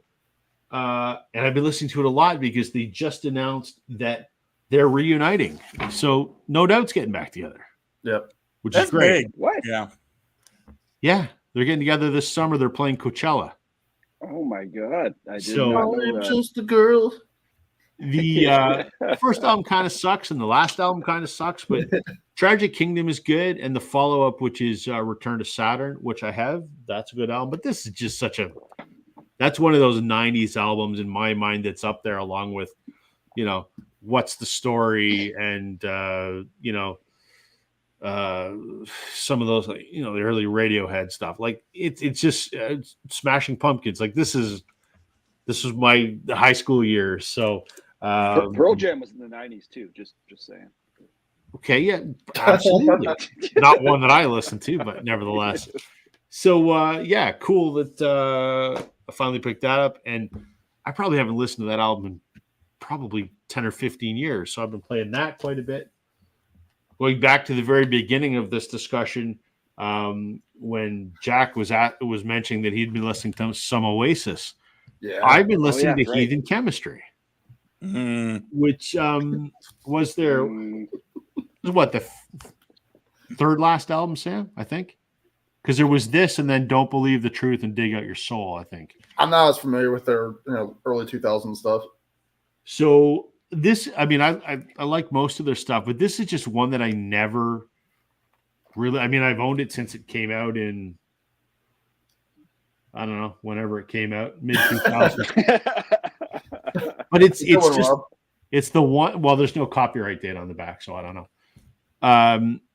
It's the one Oasis album that I just never really got into. And I mean, the single was Hindu Times, but it didn't do well. There's Stop Crying Your Heart Out, I guess.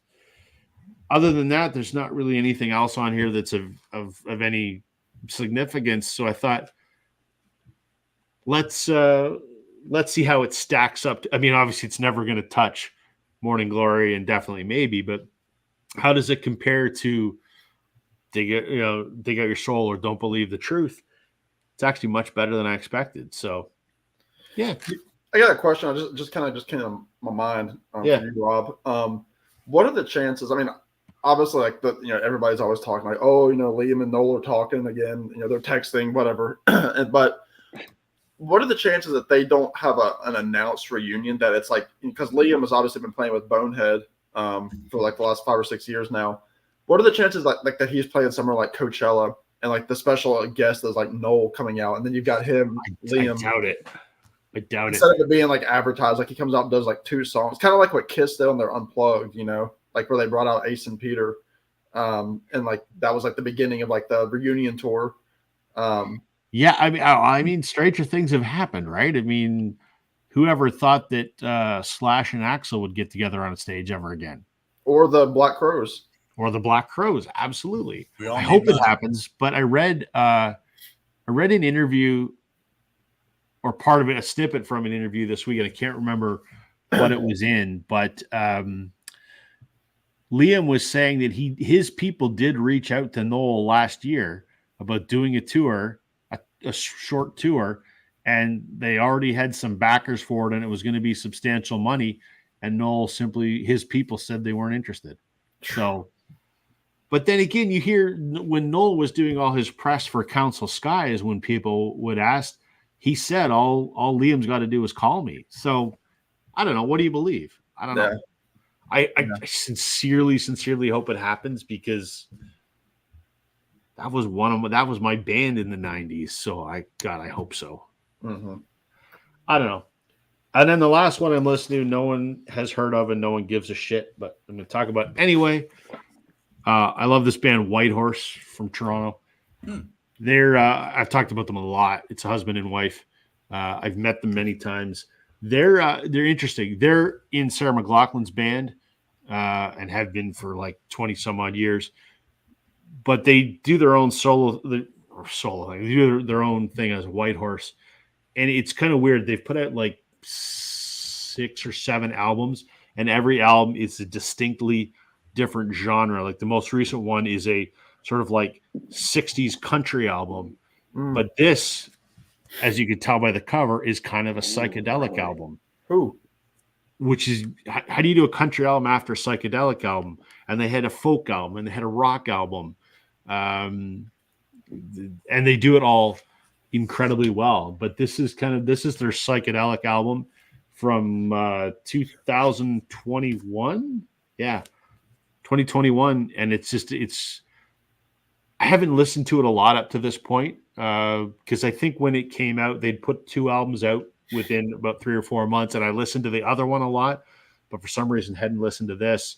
And it's folky, but it's trippy, and it's fucking fantastic. So Whitehorse, it's called Strike Me Down. So you just described my channel, folky, trippy.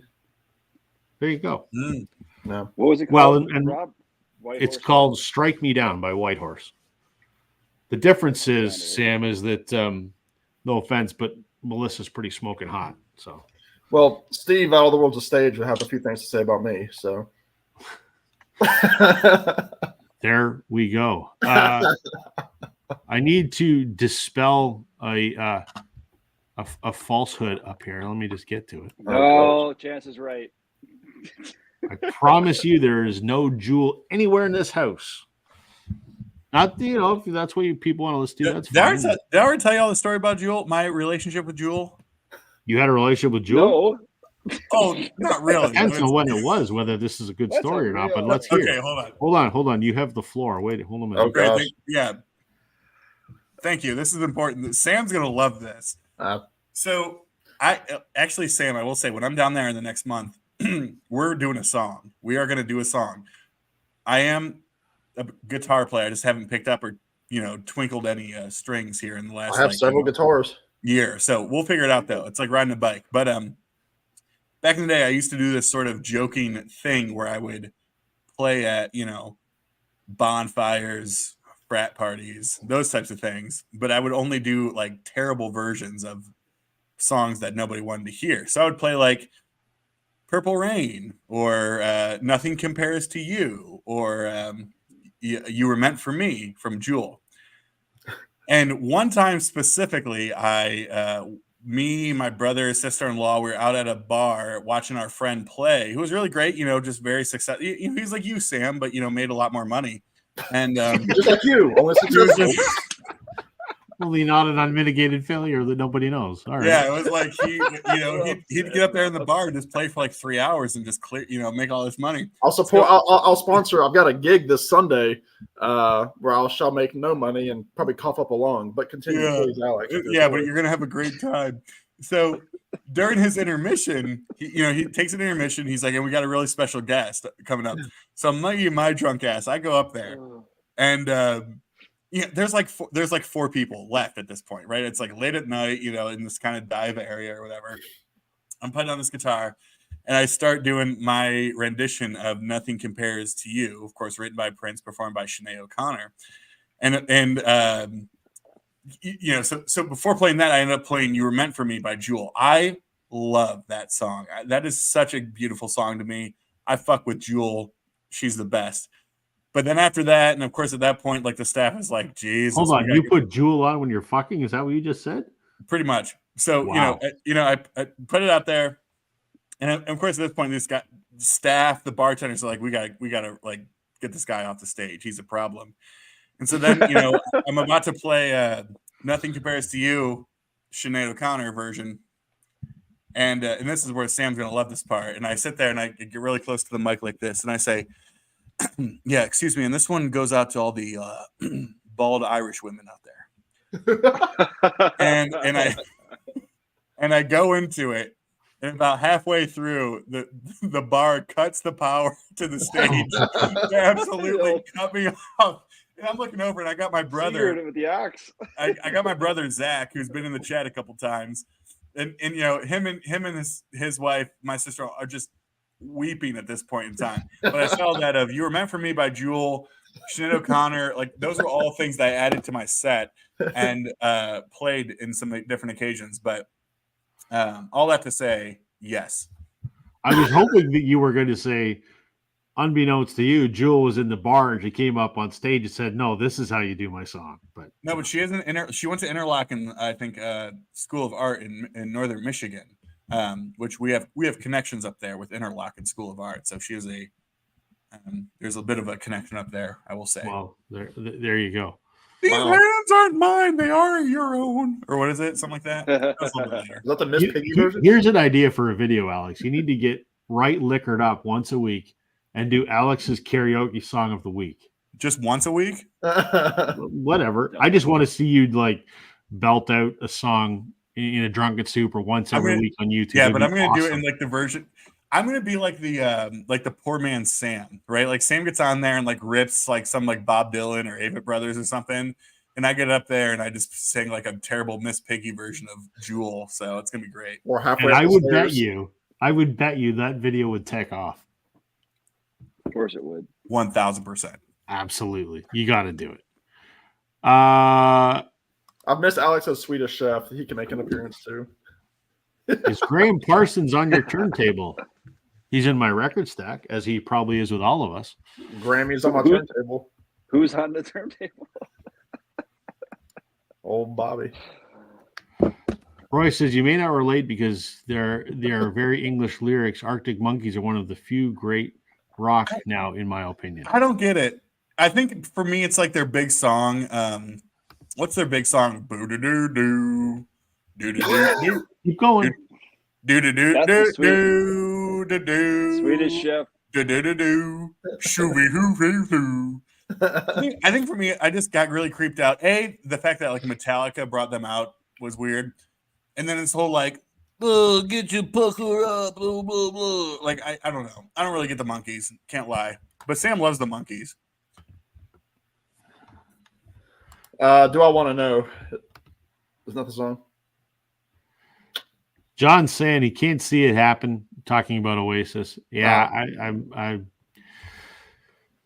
I think you're. Sadly, I think you're right. Yeah. What's that Christmas dinner look like? Those two brothers in the house. Well, you know what? They have another brother. Yeah, the Can you old one. imagine? And I think his name is Paul or He's James. he's the mediator. Like, Yeah, can he's you pretty much- imagine being the middle brother between those two lunatics? And the mom is still alive too. Yeah, Ooh. yeah. It's kind of like the Godfather situation where like they're not allowed to see the mother at the same time, like Fredo and Michael. Right. Exactly. Nice. John, I like you more and more every minute. He knows who Luke John, is. John, you just stroked Rob's ego with that one. I have so much autographed Luke Doucette stuff in this room, and I have met Luke many times. And you Luke met and him- I have you a met him few once, mutual and you friends. easily saw him, but yes. So Luke is awesome. I think he's the greatest guitar player in Canada. Ooh, Music in the House. Is that a good White Horse album to start with? No, it is not. It is not easily accessible. I would start with their self-titled debut. Is really, really good. Or their second album, The Fate of the World Depends on This Kiss. Or their third album, Leave No Bridge Unburned. Those would be your three to start with for sure. Kiss. No, not that. It's the way you love me. No, that's not it. Here's Tim joining us at the last minute. At least you didn't do Fat Boy. Slim. Mm. Life Uncommon is one of my favorites. She has a video where she dresses up to look like someone else and sing a Jewel song. Yeah, she's in like a karaoke bar. I did see that on YouTube. We're talking about Jewel there. Everyone has Flying Burrito Brothers albums, right? Yes. Sam, I know does. Jason, you got Burrito Brothers? No. Oh, Should I? Alex, do you have Burrito Brothers? I don't. Oh, well, only Sam and I do. If I came across a what's the big one? Gilded Palace of Sin. Gilded Palace of Sin. That's an expensive record. It's very expensive. It's only been reissued a couple times. Yeah, I mean, so I if I wanted came the across a good reissues. price about it, but you know, it's like Sam, you and I were talking about this. Not to say that they're the same, but I'm going to put them in the same like family of like. I haven't gotten to a point where I really love like Sweetheart of the Rodeo. Yeah. Just because it's a little bit outside of my my realm, and so I'm that's all I'll say about it. I don't know if I believe John. I sang I Want You to Want Me with my band Will Robbins. I really I mean I really hope that's true. But it's also John. But it's John, so there's a good YouTube video of Jewel covering herself in karaoke bar in disguise. Yeah, there is. I've seen that. Yeah. See your art. Hell yeah, I'm sure John's referencing my Luke Doucette comment. Or my version of Jewel's Kiss. song called Fat Boy. I don't know that because I'm not a big Jewel fan. So It was about me. Mm. she wrote it about you. Oh, that's nice. Yeah. That's it in the Okay. comments. So So where does the guy start with the Flying Burrito Brothers? What is the one to get a flavor for them? Gilded Palace. Gilded Palace. Because that has Graham Parsons and Chris Hillman from the Byrds on it. Oh, yeah. Essentially, they both left the Byrds after Sweetheart because they wanted to continue with the country thing, and McGuinn did not. So, Yes, the topic is what's spinning, and we're done. We're done. So thanks for. We're saying good after night. two rounds, two big old rounds, Yeah, we only did 2 That was rounds fun, because we guys. got That was way fun. off topic many it was a loose chat. It was good. many times. We'll go around the horn one more time. And what do you got going on? What have you put up recently? What are you working on? What's in the hopper, Alex? Oh, you want to go first? No, you can go last. Okay, Hey, I'll go go. first. Well, put a couple of like very just quick hit sort of videos last couple of days, some contest entries, some VCLT, that type of stuff. Shout out to Sam, good man. But my big thing now, I'm looking, as I said before, Rob, I'm gonna pimp this out a little bit. My birthday's next Friday. I'm looking for 400 hoagies. That's 400 subs, 400 subscribers. What are you by at my now? birthday. By Yeah, my birthday. So that's the challenge, So I'll do whatever I got to do. How many are you at now? Hold on, let me give a go refresh. Hold on. He stays up all night and refreshes that page. Some people care, Sam. 390. 390. Oh, you come on, make man. it. Oh, we'll go for 400 then for the birthday. He is. 500. Go for 500 for the birthday. Thanks for being here. Thanks for being here, Jason. You're so valued. 500. If you do Rachel's show for 5 mornings in a row, you'll hit Oh, like yeah. That's a Prostitute secret. yourself. Yeah. But here's the thing. Here's the problem with I would do that, but I have a job. So, it's like apparently I'm one of the few people who's not available from 9 to 12 Eastern time every day. Yeah. Which seems to be a popular thing that there's a number of people who are. In the VC, a lot of gray hair. I was like, y'all buying a lot of records for being unemployed as fuck. So, Trust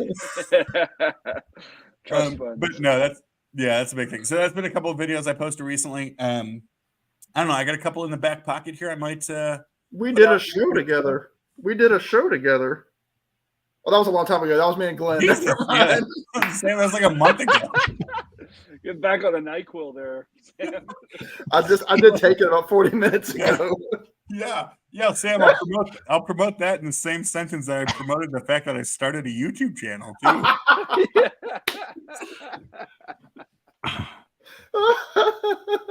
That's too good. Alex is drunk and Sam's high on NyQuil. Yeah, it's like- Good thing we're wrapping this up. That's good. Good Oh, God. Jason, what you got? Hey, I've done 2 videos in the last month, so I'm good for next till next quarter.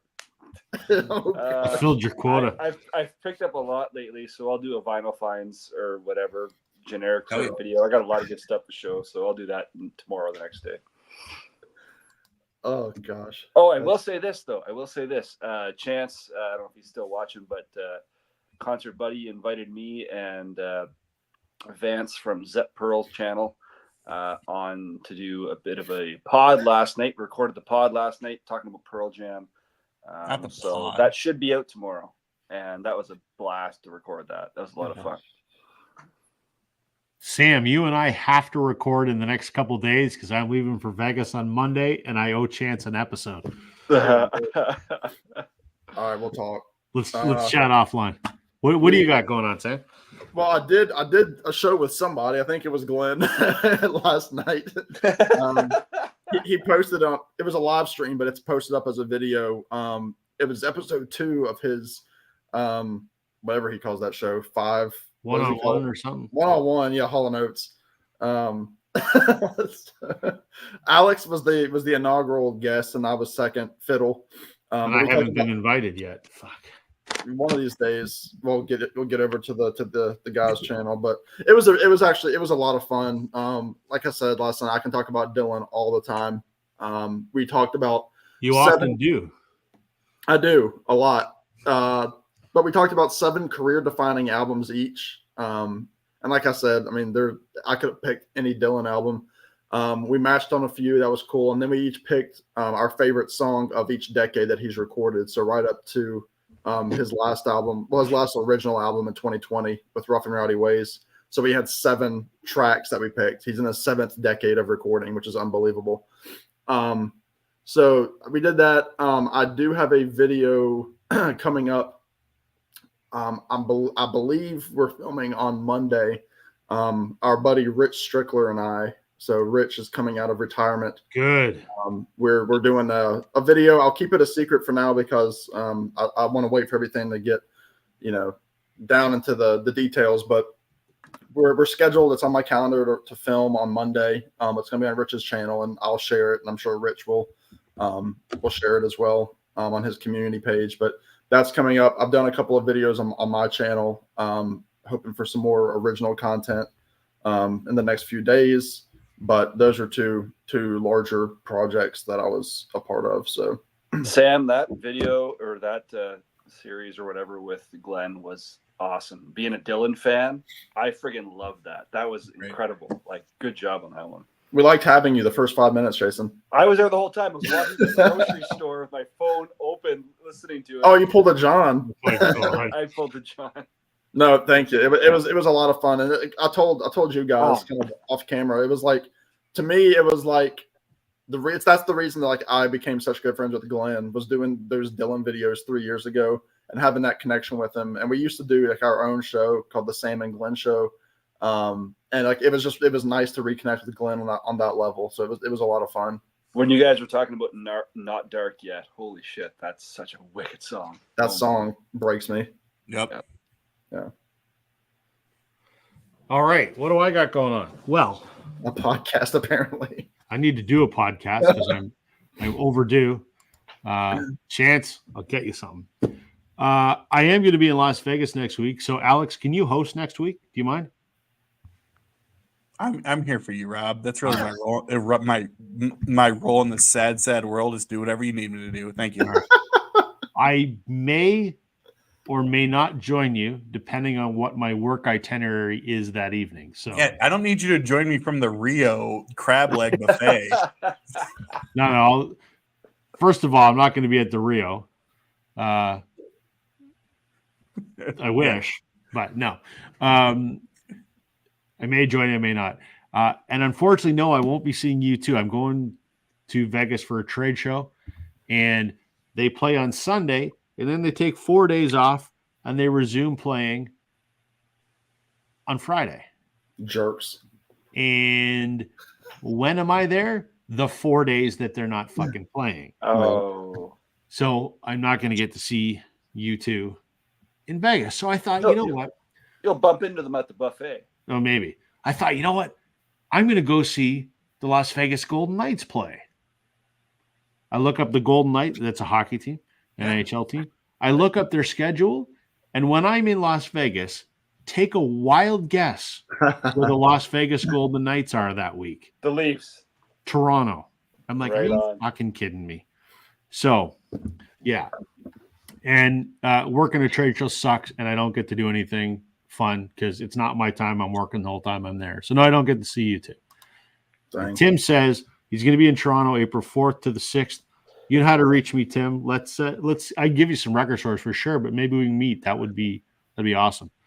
What do I got on the go? I put up my room tour on Sunday morning, which is the day I usually post videos.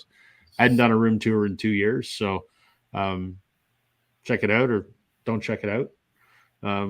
You can see more than just this wall or more than just the other wall that you normally see. So hopefully folks enjoy it. And I have no idea what I got coming up next. So there we go. Last couple comments here. Don't worry, guys. Um, Now we're 8 away from 400. 8 away. Hey, Oh Look man, at that. this is awesome. You can do the 500. just post a Beatles story. You'll get there.